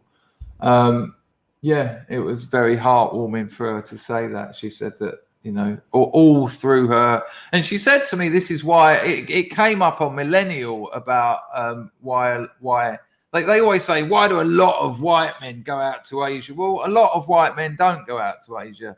If you actually go and look at the numbers, it's very few. Very few people breed outside their race. You know, that's why I mentioned this at the start of the stream. I get called out for this all the time, and yet most of the people who call me out for it are drinkers. And alcohol, believe me, has done far more damage to Europe than a pitiful percentage of men who've decided to breed outside their race. It's just that the numbers just aren't significant. And I know this because I've looked into it, because I fucking had to, because I needed to have something to say to these useless bastards who just guess. I don't read. I just guess. Name that singer. What are we doing here? It would appear that the Phantom Raspberry Blower, there you go. Nice one, mate. So, Sally Army 4Q2. Oh, fuck you too. I give street survival packs to Brits. Sod the rest. There you go. There you go. Street survival packs makes that sounds interesting. What, you literally go round and to like homeless people and give out stuff? Wow. One of my ex-girlfriends is doing that at the moment. She's outreach work. You know, she goes around and deals with veterans on the streets of London. Nice one, Phantom Raspberry Blower, for the donation. Tell us a little bit more about that. That sounds interesting. Sounds very interesting. Nice one on the grift people. Hello, The Last of Us. Nice to see you. They are quick to apply collective guilt to Europeans, but never to any other group. they are quick to apply collective guilt. Yeah, of course. You know, and weirdly, Europeans, or should we say Caucasians, are the minority. I mean, it's all about minorities, but that's white people, isn't it? I think if you'll find if you look. But you know, the left don't engage with the truth. You know why? Doesn't support their rubbish. So this is a chill stream, and it is going to start very shortly. You know, Jameson's Travels. He's the ex-military bloke who does a military show where he watches stuff about. He does reaction videos to like military TV shows and military internet stuff. Military. But he's also got another channel called Odin's Men, where it's a little bit more. Another very successful channel, 150,000 subs or something, and he's got one here. The woke Karens of TikTok. Now, I don't really know how I feel about the Karen thing. You know, at worst, it's a racial slur against white women. I mean, I'm not really sure how I feel about it. And that because I haven't thought about it. That's why I haven't come to a decision. I maybe shouldn't have said at worst it's a racial slur if I haven't thought about it, so I'll take that back. Aaron's? But he's done this video. It's 10 minutes long. We won't watch all of it, but it's Thursday night. It's nearly the weekend. Tomorrow afternoon, don't forget, I've got Ray Vahi coming on, the owner of BitShoot. That'll be a cracking stream. He'll be drunk. He always is. That's a running joke between me and him, but he will be. Hello, Ray. Right. We will have a look at about 2 or 3 minutes of this because, come on, it's virtually the weekend. It's been an hard week. Come on, life ain't easy. So let's have a little bit of the woke Karens of TikTok. I am not remotely sorry for so much as 1 single second of my English history. No, me neither. It's why would I be? I mean, I'm actually very proud. Nice one, Bullet. Right. Thanks for the donation, mate. Right, let's have a little look at this. The show is going to start, people, but we'll have a little look at this first because it's a bit of light-hearted laughing at the Blue Air Brigade. Here we go. Someone give me an audio check, please.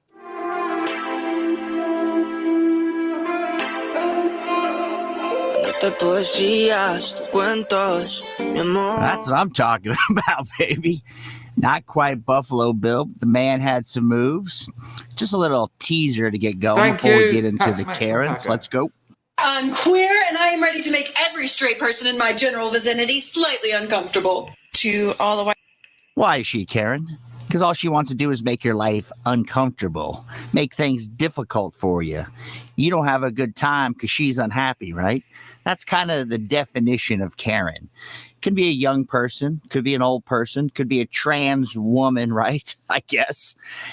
But you know what? The thing about that, what really does me about that, I'm a queer woman and I'm going to make you feel uncomfortable. No, you're not. The sense of self, the grandiose sense of self that you can even affect me. I mean, if you want to, dress up like something from a kids program as an adult, that's up to you. If you want to be queer, that's up to you. But, you don't make people feel uncomfortable. You just ruin people's evenings when you turn up.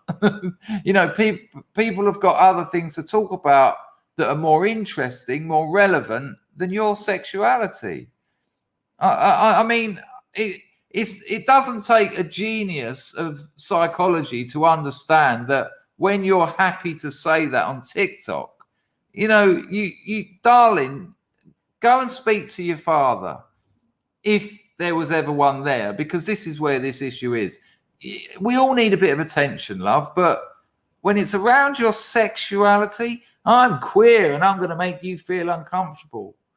Who? This isn't the 1920s. It's just, people are just like, Can we talk about something else? Because you're boring. It's boring. You know, imagine, hey, I'm straight and I'm going to make you feel uncomfortable. Okay. It's just stupid. The sense of their own self-aggrandizing is what does me about it. It's not uncomfortable. It's just embarrassing. I'll take it back a little bit. I'll take it back a little bit. Right? That's kind of the definition of Karen. Can be a young person, could be an old person, could be a trans woman, right? I guess. Point being, they want you to be miserable, and they're going to let you know and make you miserable by any means necessary. People that recently started following me, I hope you look through my account before you push the follow button. On this platform, the girls, gays, and nays have the voice. If you are a white person... Girls, gays, and nays. Huh. All right. You got two girls. I'm down with girls having power, having the voice, right? She looks like she's a fun girl. Looks very unhappy with herself. The hearts, though. Like, she doesn't seem like she's... That's an amazing... And he's absolutely right. I mean, look at the trauma in their boat race. It's such a lovely little observation, and he just drops it in that it's incredible. Looks very happy with her life. Let's have it again. It was just too good. That's brilliant. Down with girls having power, having the voice, right? She looks like she's a fun girl. Looks very unhappy with herself. The hearts, though.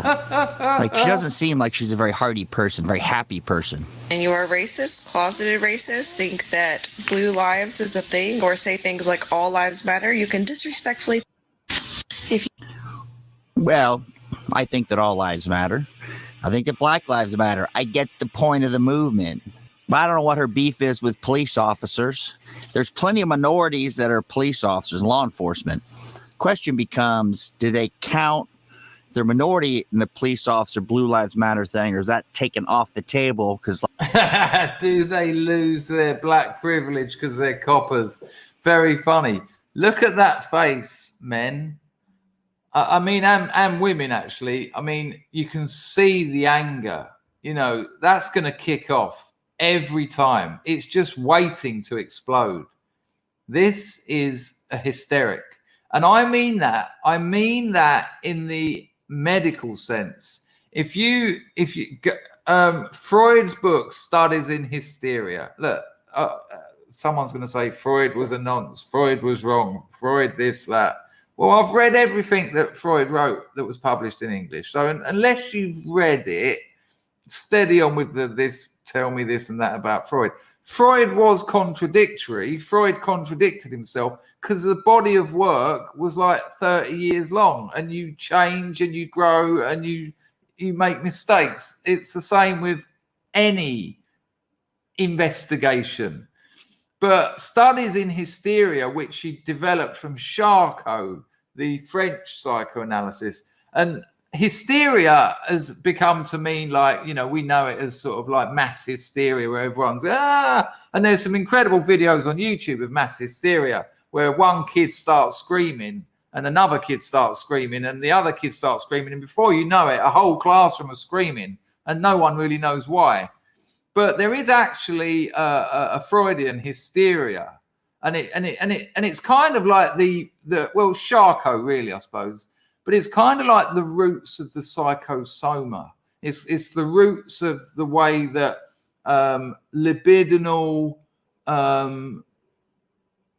psychical, hang on, let me get this right. Libidinal mental issues express themselves physically. You know, how you get sick. Charcot's got all these photos of these women that were diagnosed as hysterics, and they're contorted. You know, they're literally sort of like twisted up around themselves because their body is expressing the madness inside because their voice can't or won't or, you know, doesn't want to face the trauma. And when I look at this woman's face in this clip in particular, and this is purely by accident, I didn't know I was going to stop it there. I see that anger, that seething hate. And people like this, they spend their lives looking for people to bite.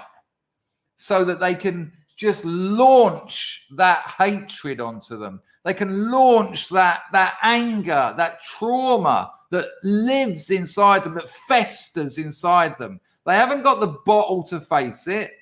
You know, get some fucking therapy, girl. There's something wrong with you. I mean, I've seen you talking for about 12 seconds, and I can diagnose you. There's something wrong with you. Frighteningly, I think I heard a child crying in the background. I mean, this thing is bred. I mean, God save us. But they spend their lives waiting for someone, and then they unleash, and the vitriol and the hatred and the anger. And yeah, she reminds me of a girlfriend who almost ruined my life. She took a very happy, slightly problematic, but happy-go-lucky what's the phrase I'm looking for? You know, I was all right. And then I went out with her, and she nearly broke me. You'll read about it in my novel. And I was talking, just as a side, I was talking to another ex-girlfriend today about Morrissey's biography. Now, even if you don't like Morrissey, even if you don't like the Smiths, and Morrissey's based as fuck. Did you see what I put on my Telegram? Oh, no. Keep track of this, people, because the show's going to start in a minute, and we're going to have to pace all this back. Let me show you this. This was amazing. Morrissey was interviewed by his nephew on his website, right? And the kid said, let me do this. That while he was being interviewed, he said, right, I'm going to ask you some questions. Now, we all know Morrissey's based. We all know that Morrissey has said some things that we all go, no one's going to like that. But look at this. So Sam, his nephew, says, right, question. So he sort of goes, can I ask you some questions? He's like, 1. Then he asks a question, Morrissey answers it. 2, asks a question, Morrissey answers it. 3, blah, blah, blah. So here, look, 13. Will there ever be a Morrissey interviews in the music press? Morrissey, no, I'm never asked, as far as I know. Sam, 14. Morrissey, 14. With an exclamation mark, not a question mark. He literally called it. It's amazing. 14. I thought that was incredible. Anyway, I hope you actually saw what I was talking about there. Yeah, now I was talking to another ex-girlfriend about Morrissey's autobiography. Now, like I was saying, even if you don't like the Smiths, even if you don't like Morrissey, when musicians write books or when writers do painting, I usually respond with, yeah, stick to your what you do best, because you're not really, this isn't good.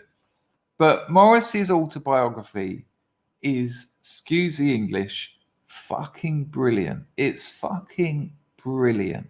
If you like it when I start ranting about the state education system in the 70s and 80s, the first sort of third of Morrissey's book is all about that stuff. And there's a brilliant moment where he goes back to that school. And if you know the Smiths, you'll know songs like Rush Home, Ruffians, and the Headmasters. I can't remember it off the top of my head. And he goes back to visit that school, and he meets up with that teacher. And it's kind of like the celebrity successful bloke going back to his school. And the headmaster's ritual, that's the song I'm thinking. He goes back to the school, and you think that the teachers, and it's all going to be nice. Oh no, Morrissey absolutely lets him know. It's brilliant. Now, the problem is there's a bit if anyone's read it, let me know in the chat if you've read Morrissey's autobiography and what you thought of it.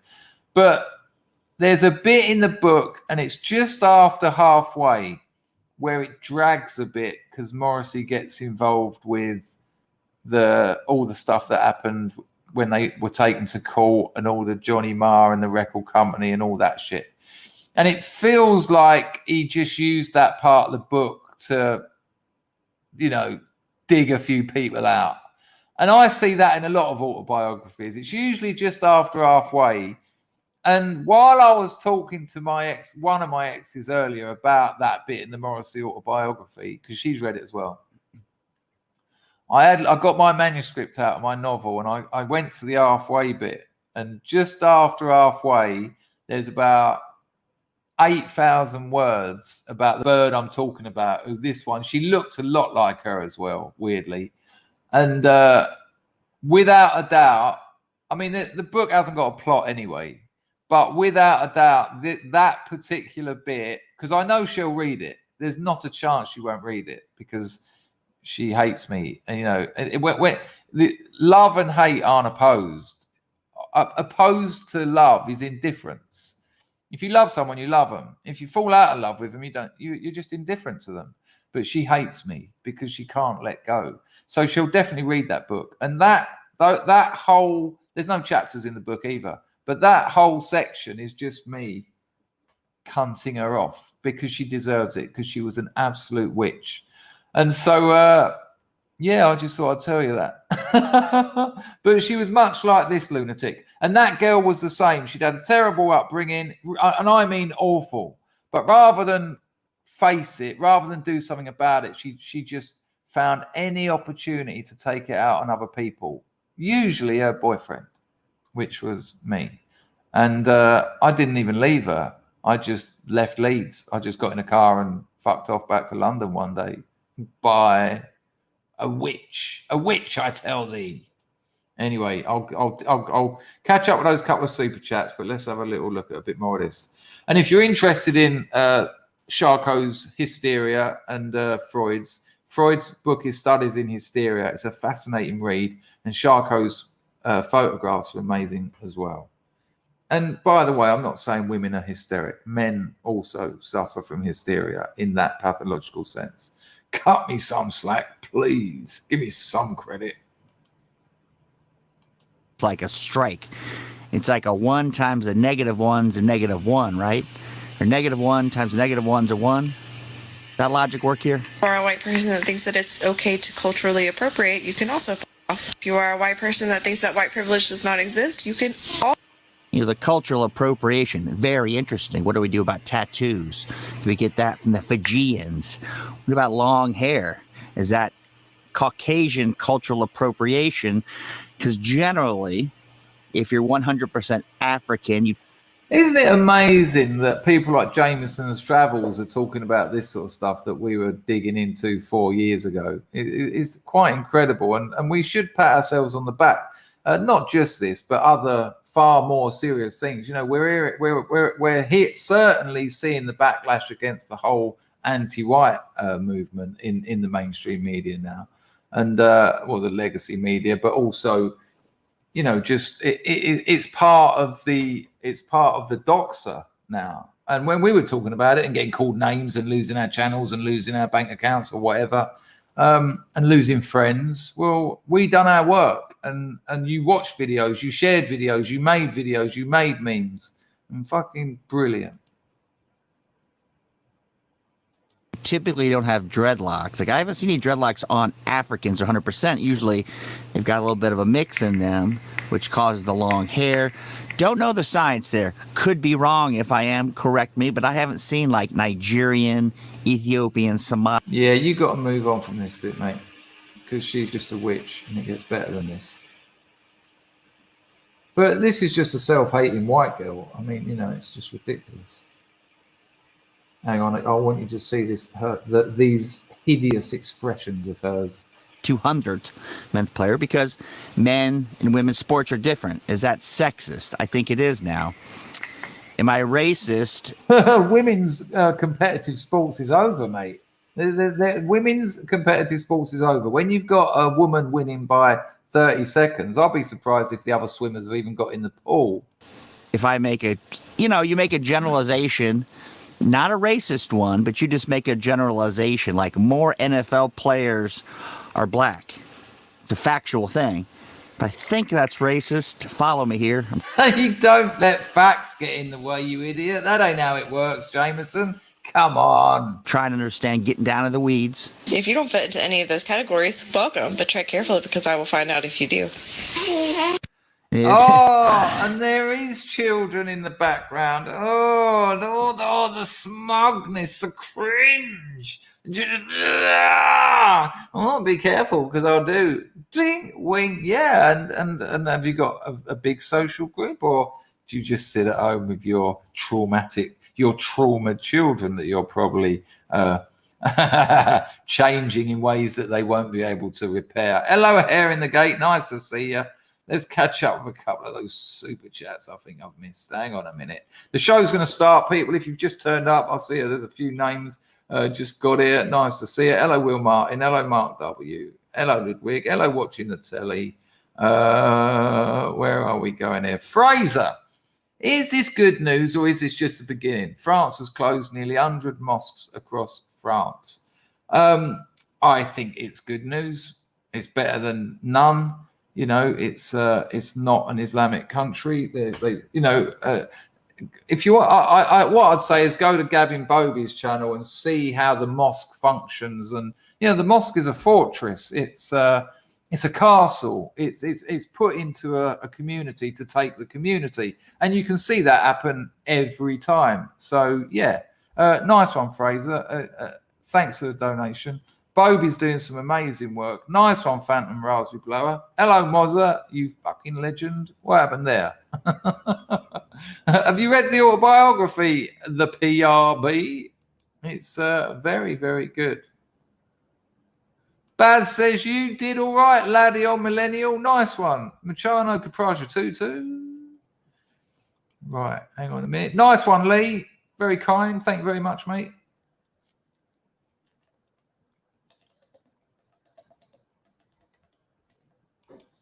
They removed the comment in your donation. Watch out, Lee, because next is your account.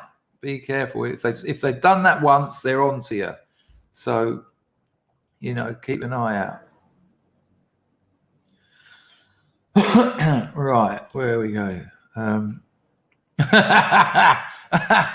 Otto said, so terrified she might find me out. Yeah, it's just like, oh, what's she going to do? Slag you off on TikTok or attack you? Because either way she loses. What a horrible way to live in so much pain, in so much self-aggrandizing smugness. All she basically done was said, I hate myself in various ways. Well done, but I thought we'd moved past that. I thought we'd managed to get over that. Right, where are we going? So a little bit more from Memeology 101, and the show's going to start shortly, but we'll check this one out because it's an absolute cracker. It's 1:30 in the morning. Where are we? Nearly 2 hours. Good Lord. I was up at 8 o'clock bleeding this morning. 8 o'clock bleeding, I tell thee. This is 2 minutes 40, but it's definitely worth a watch. This is Memeology 101. Check it. It's to do with Joyce Smolier, which, if you don't know, no one here doesn't know. It's bullshit, and he should get a custodial. The amount of money it wasted, the fact that he was trying to drive a more wedge between the people of America. All for selfish reasons as well. No, he should be punished.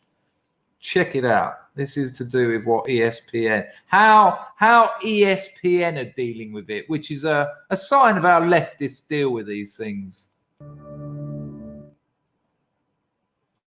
Late this afternoon, NASCAR was made aware that a noose was found in the garage stall of the 43 team. We are angry and outraged and cannot state strongly enough how seriously we take this heinous act. We have launched an immediate investigation and will do everything we can to identify the persons responsible and eliminate them from the sport. Kajetil. As we have stated unequivocally, there is no place for racism in NASCAR, and this act only strengthens our resolve to make the sport open and welcoming to all. This is very frustrating for those of us who love the sport. It's disgusting. So obviously most of you know that this noose that was found, it isn't. It's a bit of string with a hoop on the end that all the garage doors have so that they can close them. But you'll see that anyway. But it's so that you don't have to sit there going too mad. Deplorable. It's unacceptable. It's any one of those words that you want to use. And whomever this person is should be ashamed of themselves. And this was just recently painted in the tri-oval grass.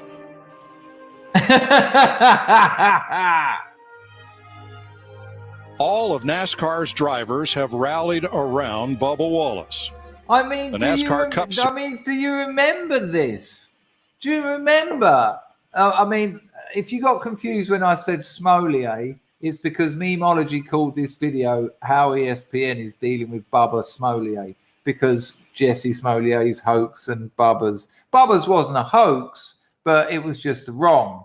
But look at him in that car with them all rallying around. Yeah. Any due process there? Did anyone bother looking into it, or did they just jump to the conclusion that, oh no, without a doubt, NASCAR is dominated by white people, so it was definitely a noose that they put there, as if to say, hang him. I mean, this is just embarrassing. Listen to the music. I'll take it back a bit. Listen to the music. Look, there he is in his car, the victim. Look at that.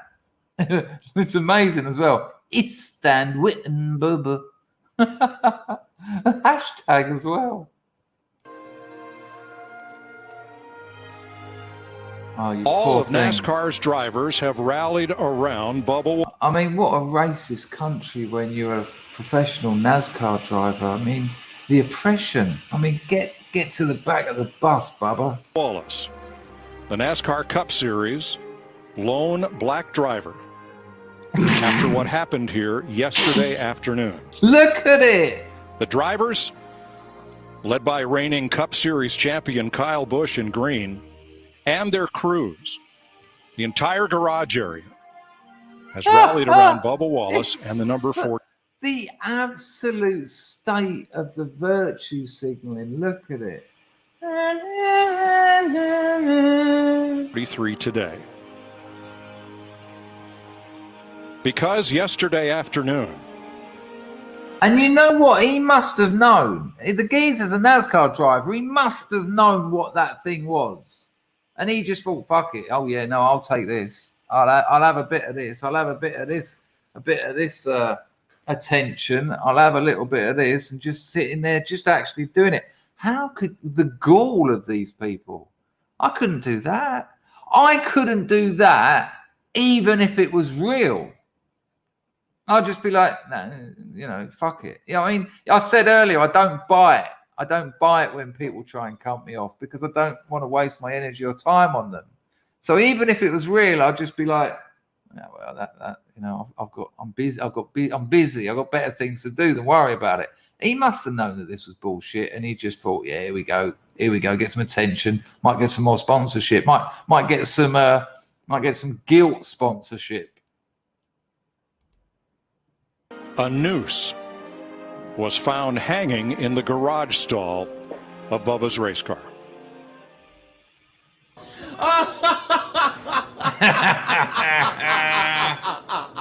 Oh my God, you fucking.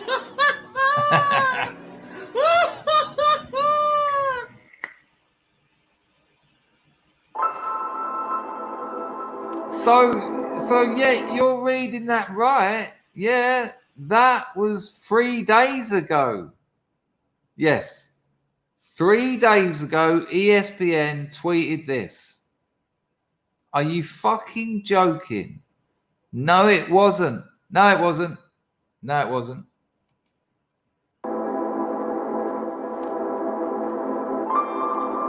I mean, they're so void. They just haven't got enough white hatred. There's not enough white people doing, keeping up the appearance of a racist America. They haven't got enough. I mean, there's been so many hoaxes. I mean, there's not even enough hoaxes now. They're having to hark back to something that happened last year, something that didn't happen last year. It's so embarrassing. Wozy said this morning, history will look back at this time and laugh like you've never known. And I said to him, no, history won't. We are now. There used to be a time when it took a bit of time for the truth to come out, but we've got the internet now.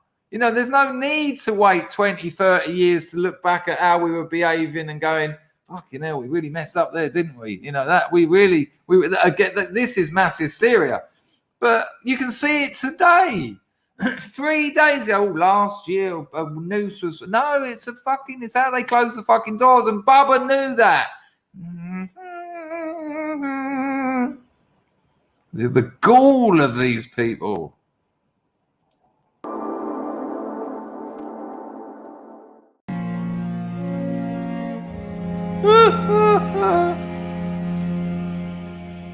That's 3 days ago. They're still doing it. What did it mean when all those people who were so silent on that chat 2 weeks earlier? Oh, I still don't forget. But this moment was still important. You know, you can let down your guard a little bit, but I don't forget the ones that were silent. And the truth shall set you free. Right, and now I'm going to show you. It's going to be a bit of a say and search. Don't worry, it's not going to stop the show from starting. Oh, hang on. Whoa. This isn't how it's meant to be playing out. Right. Hang on.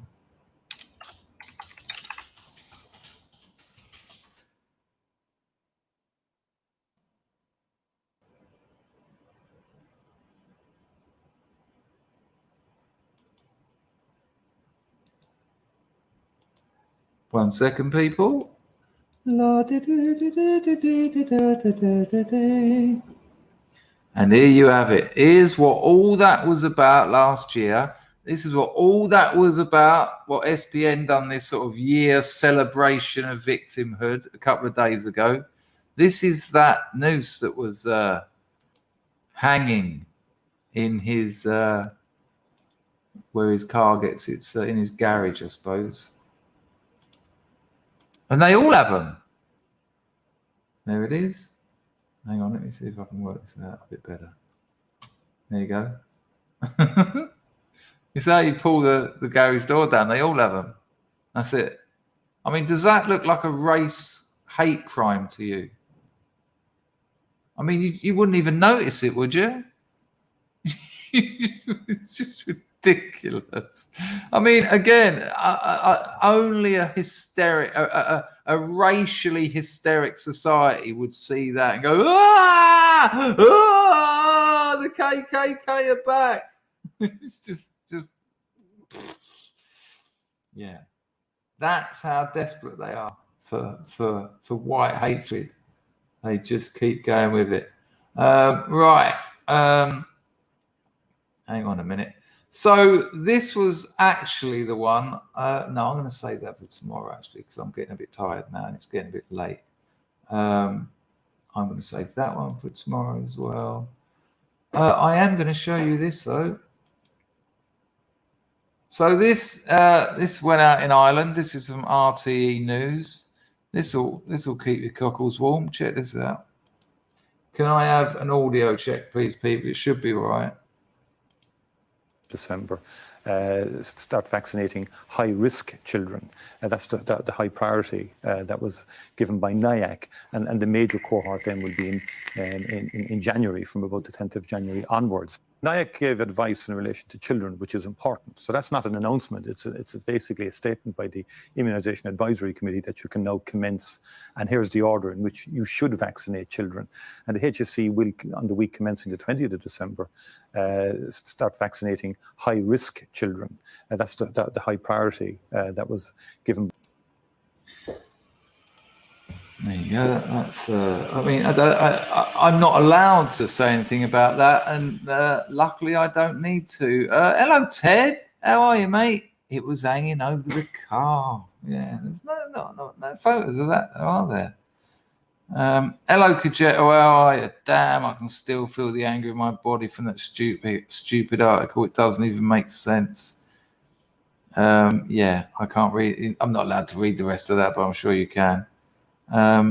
There is that, Mouse Cat. There is also that, but that apparently that doesn't matter. Maybe it hurt him. You know, it's, you know, I think it's fair enough though, because we haven't got their lived experience. Remember, we've all heard that one. We haven't got that lived experience. When does that ever mean anything? Imagine you're a surgeon, a brain surgeon, right? And you've studied medicine for 10 years and you've performed 150 brain surgeries. And then someone who's got like a tumor or something starts talking to you and you say, what we're going to have to do, the tumor is blah, blah, blah. It's expressing blah, blah, blah, malignancy, blah, blah, blah. So the operation, it's quite a standard procedure, blah, blah, blah. And then the bloke goes, yeah, but you haven't got the lived experience. The surgeon would just say, yeah, I don't need to have it to know about what I've got to do to get rid of it. It's not connected. But in racial matters and gender matters, apparently it is. You know, you're not allowed to have an opinion on the history of different races if you're not one that isn't the minority but is called a minority or something. I mean, it's not in the slightest bit logically incoherent or anything. The show is going to start shortly, people. Just another one from your friend of mine, Mime.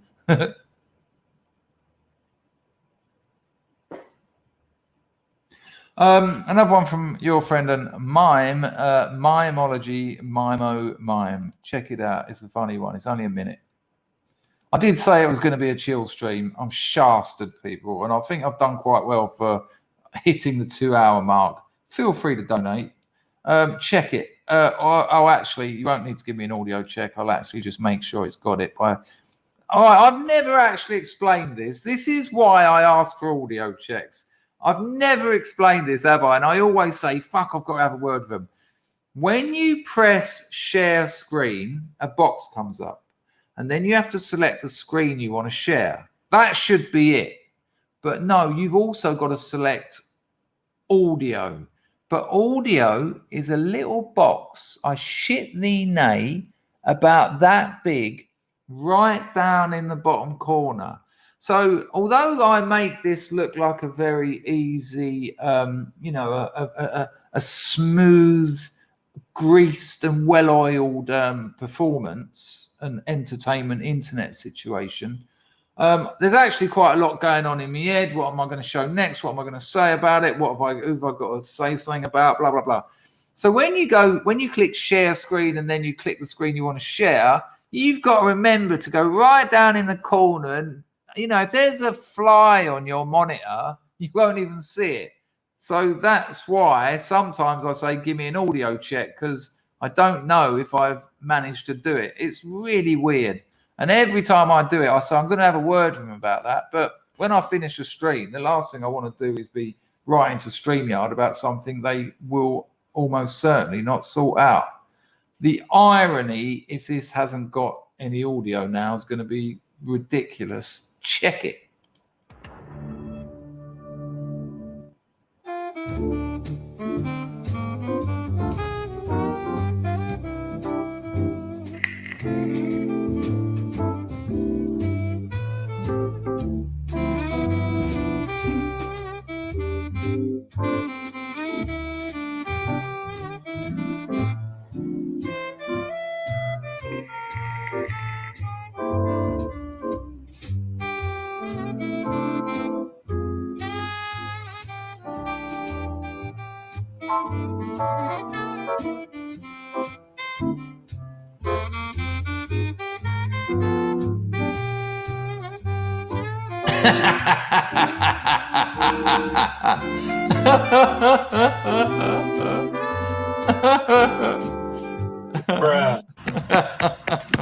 Well, if it isn't the consequences of my own actions. What's up? What's up? You gotta love it. You gotta love it. I mean, as if anyone thought it was anything but appeasement anyway. Please don't smash our shops up. Here, look, here's some money. Oh no, we're doing diversity. JP Morgan spent 53 million. Right? JP Morgan spent, I mean, let's not totally knock JP Morgan. They did fund the communist revolution to destabilize the Soviets. But JP Morgan spent 53 million, I think that's the right number, it's something like somewhere around that, on diversity and inclusion programs. And after 2 years and 53 million, they had less people of color working for them.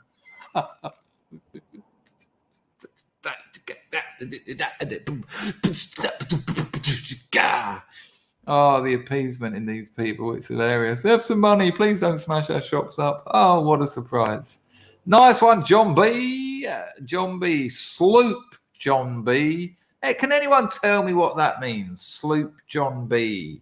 Or is it just the name of the song? I obviously know it's a song, but I remember as a kid thinking, what does that mean? Sloop John B.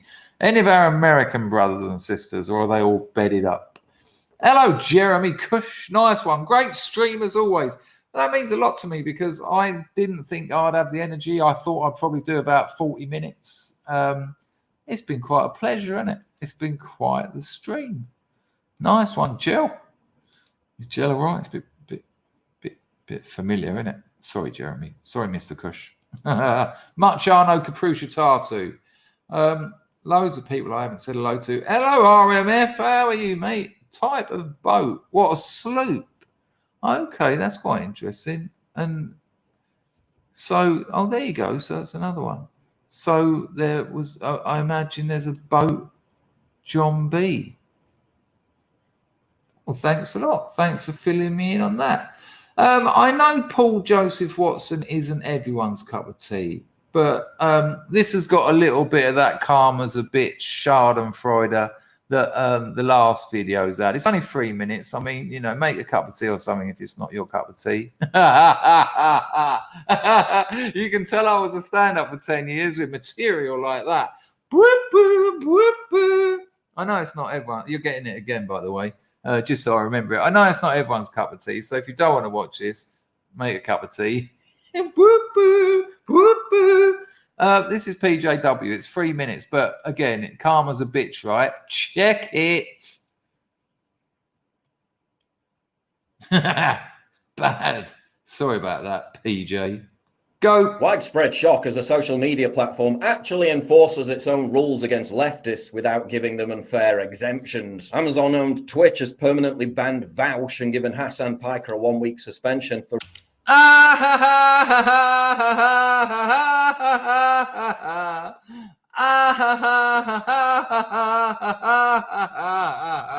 Now, I don't support censorship. I don't think they should have banned Volsh. He is the pinnacle of desperate.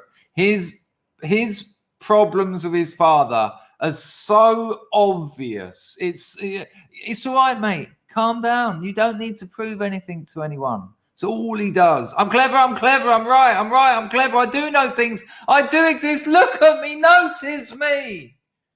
And he's insufferable because of it. Because when you don't get out of that, when you don't understand that that's where you are, you have no self-awareness. Having no self-awareness almost defines childhood. And he's emotionally and intellectually immature. And it just drips off him. I find it painful to watch. Not because what he's saying is communist bullshit, but because just the amount of pain that must be in that bloke. You know, and that sort of pain doesn't come and go. It's just your life. And if he hasn't got it, if he hasn't got anywhere near it at this age, he ain't never going to. And it's just distressing to see. It's like watching someone torture themselves. But Hassan Piker, I mean, if you don't know, he's the nephew of Cenk Yogurt, and they even got him off of the Young Turks. He used to be on the Young Turks, but he's so stupid and dumb. They had to sort of go, yeah, no, I hope you enjoyed your work experience, but fuck off. And he's been deplatformed from Twitch. I thought it was forever. I'm a little bit disappointed to find out it was just a week. But I'll tell you what, if you ever want some entertainment, go and watch Hassan Piker's show. it's, I mean, give me a 1 in the chat. Oh, I might have to find it actually. Give me a 1 in the chat if you've seen Hassan Piker's his communist bread analogy. Let me see if I can find it. But let me know if you've seen it. It's so good. It's your perfect commie at a party who's only read half of the Communist Manifesto and thought, no, I get it. Let me see if I can find it.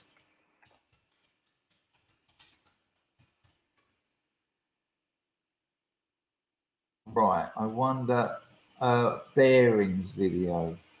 Maybe that will cover it. But then we have to watch Bearings' fucking virtual shit thing that goes on for about an hour.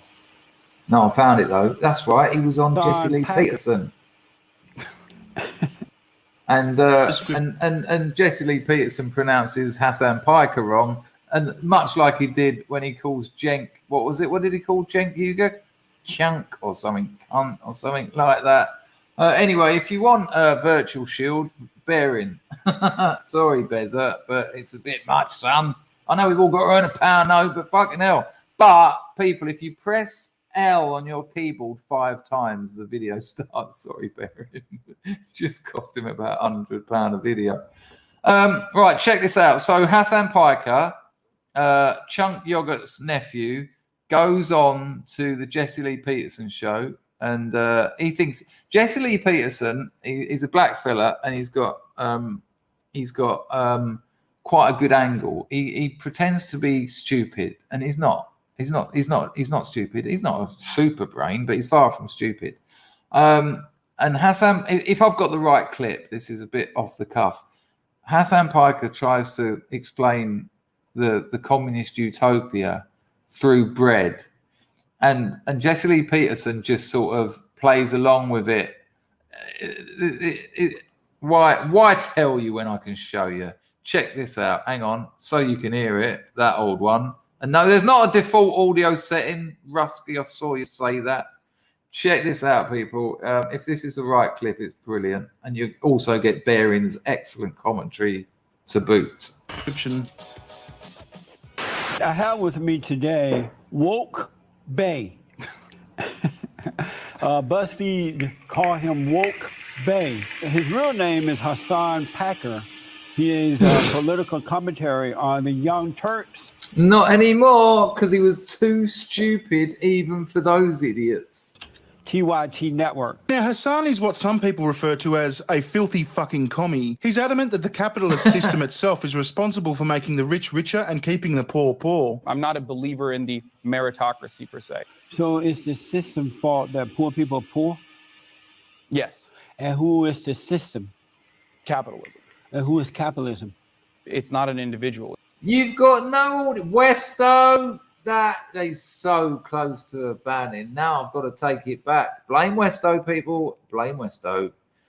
We'll take it back a bit because it's quite funny here, and you need to get that first bit because it's a good question. Who's the system? Here we go. You have got audio. Surely you had audio, yeah? Thanks, Pax Max. Some people have got the maturity, others not so much. Here we go. Responsible for making the rich richer and keeping the poor poor. I'm not a believer in the meritocracy per se. So it's the system's fault that poor people are poor? Yes. And who is the system? Capitalism. And who is capitalism? It's not an individual. It's the economic organization that we exist under currently. So what's Hassan's solution for lifting up the poor and eliminating poverty? Well, he explains it to Jesse in the form of a retarded thought experiment. Let's go. Wait, can we just play a thought experiment? Okay. Let's say... Right, bear in mind that it was Hassan Piker himself that described this as a thought experiment. And also, let's not shy away from the bullshit he just said.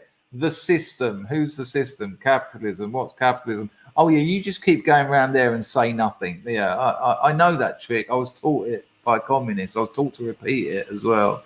Yeah, it means nothing. Here we go. This is Hassan's thought experiment. The only problem with it is there's 2 things missing from it. Thought and experiment. Wait, can we just play a thought experiment? Okay. Let's say that you make 15 loaves of bread. okay? You're making 15 loaves of bread.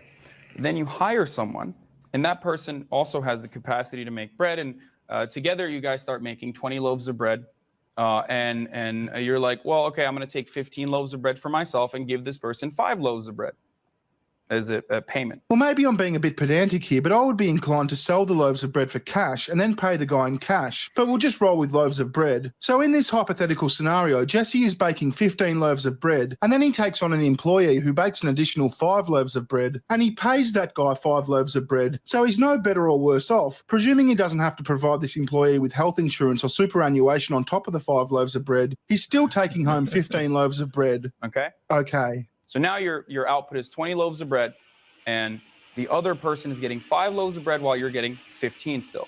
Then another undocumented person comes in. Illegal alien? Yeah, illegal alien, sure. And all of a sudden, that person is working as well with your company. And now... I don't hire illegals. Yeah, I wouldn't hire illegals either. Or men. Like, why would you pay a man 5 loaves of bread when you can get away with paying a woman 4 loaves of bread? And women are just as reliable and hardworking. I mean, why do you think the vast majority of bakers are women? Hold on, not yours specifically. I'm just saying this is a thought experiment. We're not making loaves of bread, and that's not the kind of payment anyway. Okay, fair enough. I might have jumped the gun. Continue. So let's say now, because of that, because there's an additional person, now you can pay the other, the original employee 3 loaves of bread, because you can pay the undocumented person 2 loaves of bread, because the undocumented person doesn't have all of the rights that a legal citizen would have. So you can justify paying them less. And then you can justify paying less to your original employee, because there are plenty of people who take their job, right? You're like, well, you know what? If you want to keep at least any loaves of bread and feed your family, you're going to have to take less money now. Well, I'd probably report the illegal motherfucker to us and start looking for a job at another bakery. Okay? Okay. Now, you look at that and you say, hold on, why don't we just, eliminate the undocumented person and get 5 while the boss still gets 15 loaves of bread? Because I was getting 5 last year, and that was better than 3. And you're right. That is better. 5 loaves of bread is better than 3. Hang on. Calculator. Bang.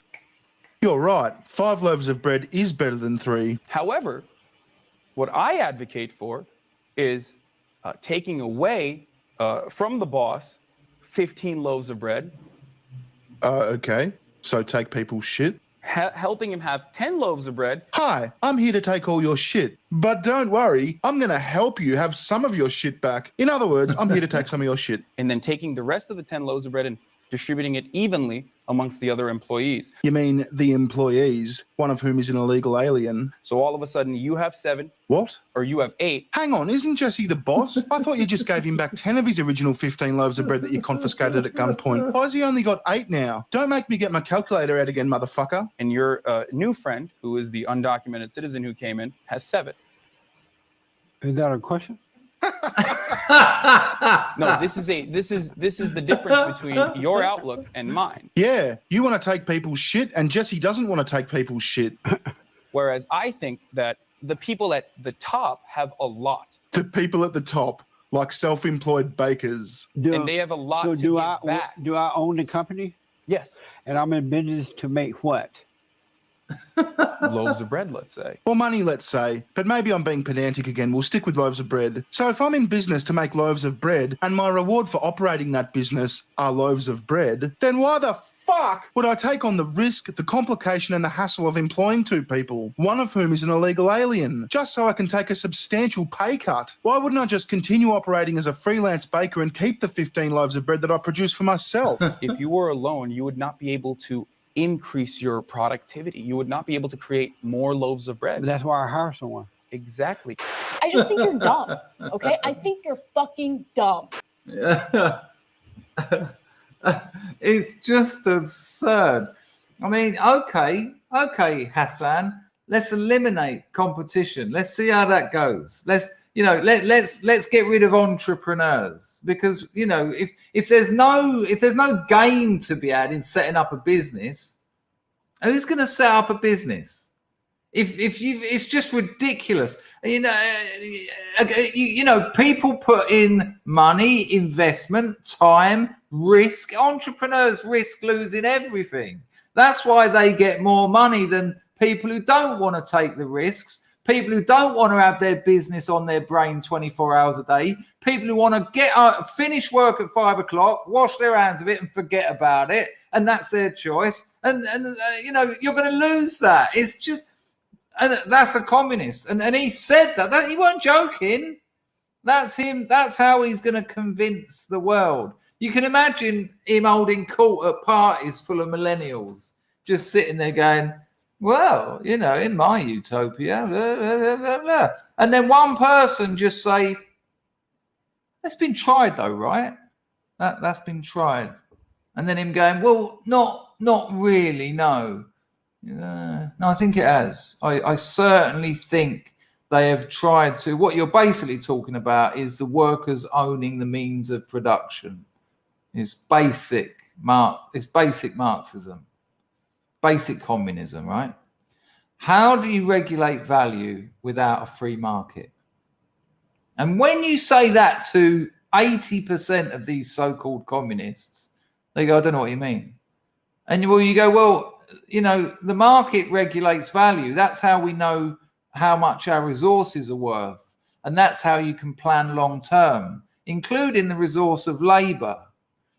So if you don't have markets, you lose exchange value, and then you lose the regulation of value, and it's impossible to plan. And if you are governing a nation of millions of people and you cannot regulate value and you cannot plan long term, my guess is that people are going to starve to death. And while I'm guessing, what's this book I've got here? What's this? Oh, the 20th century. Oh dear. Oh dear. Oh dear. Fucking idiot. I mean, it's so simplistic to just start talking about fucking lumps of bread. I think the man who took all the risk and does most of the work and stands to lose everything should get the same as everyone else.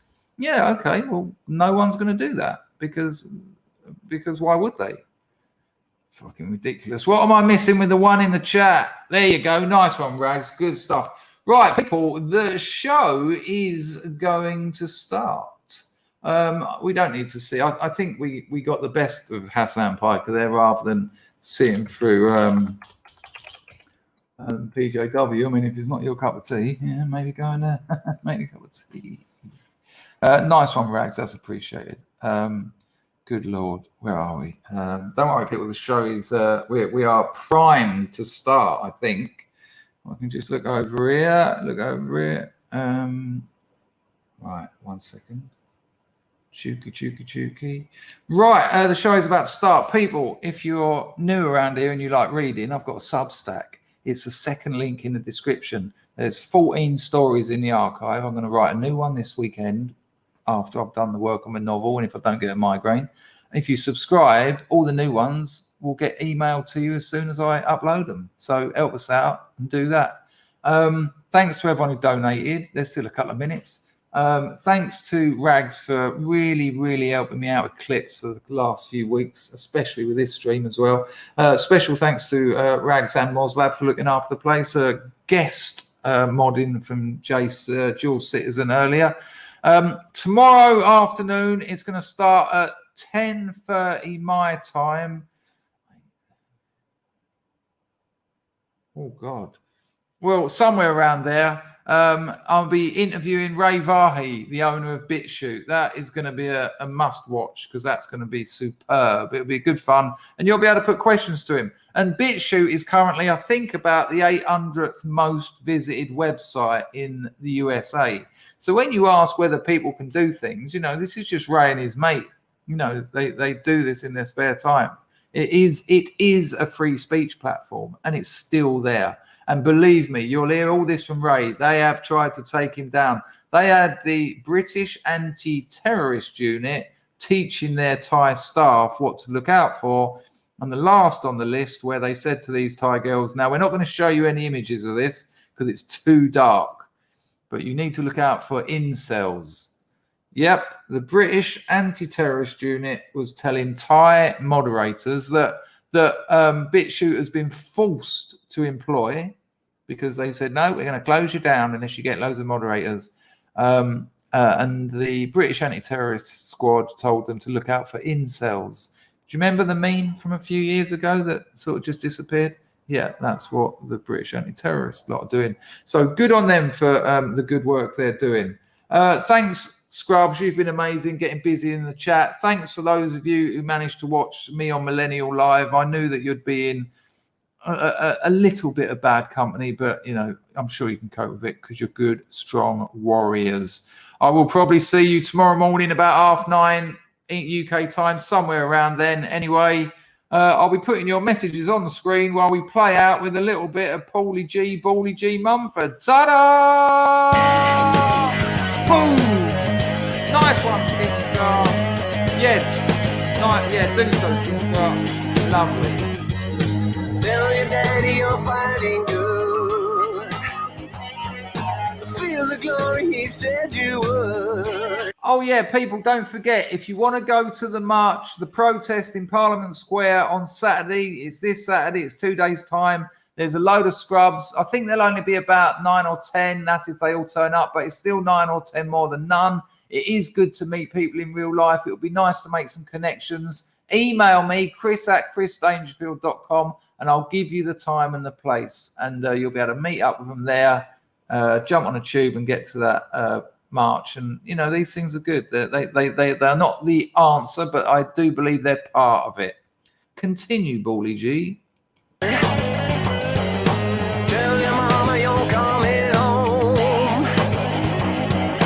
Over all of that deafening drone. But you realize you've been sold when you feel the enemy's cold hard steel. Nice one, Packer. Feel the dawn of your final day. Feel the fear and go anyway. Get a ride in that big black plane. Nice one, Andrew French. Much appreciated, mate. Realize you've been sold when you feel the enemy's cold hard steel. Because the wheels already been rolled when you feel the enemy's cold hard steel. Oh Lord. Solo.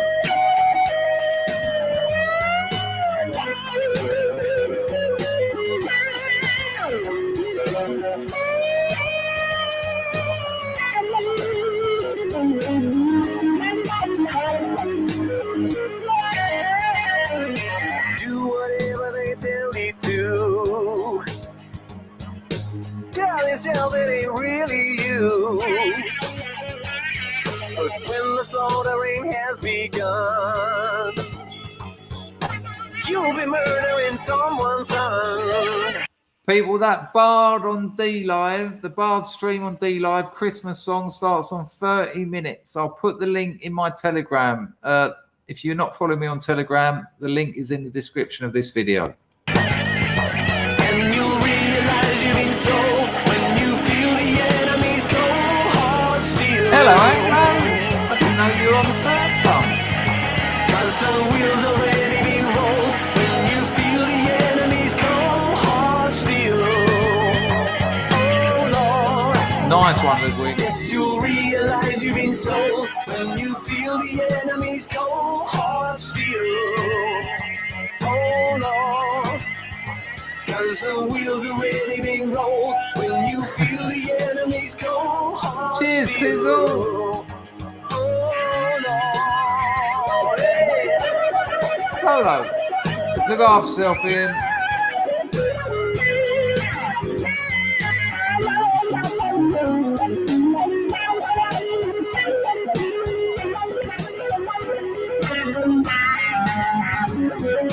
Oh, I like the sound of that. Temperature's rising, eh, Baz?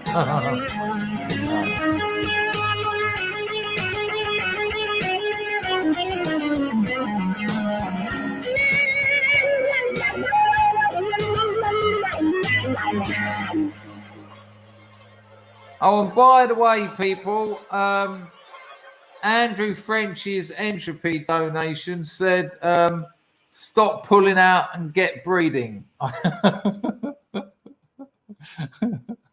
That's what she said, literally. Thank you, Lee. Much appreciated, mate. Look after yourselves. I'll see you in the morning. If I don't do one in the morning because I'm old and knackered, I'll definitely be doing Vahi in the afternoon. And I'd really appreciate if you come along, represented us well, and ask him some questions. Hi!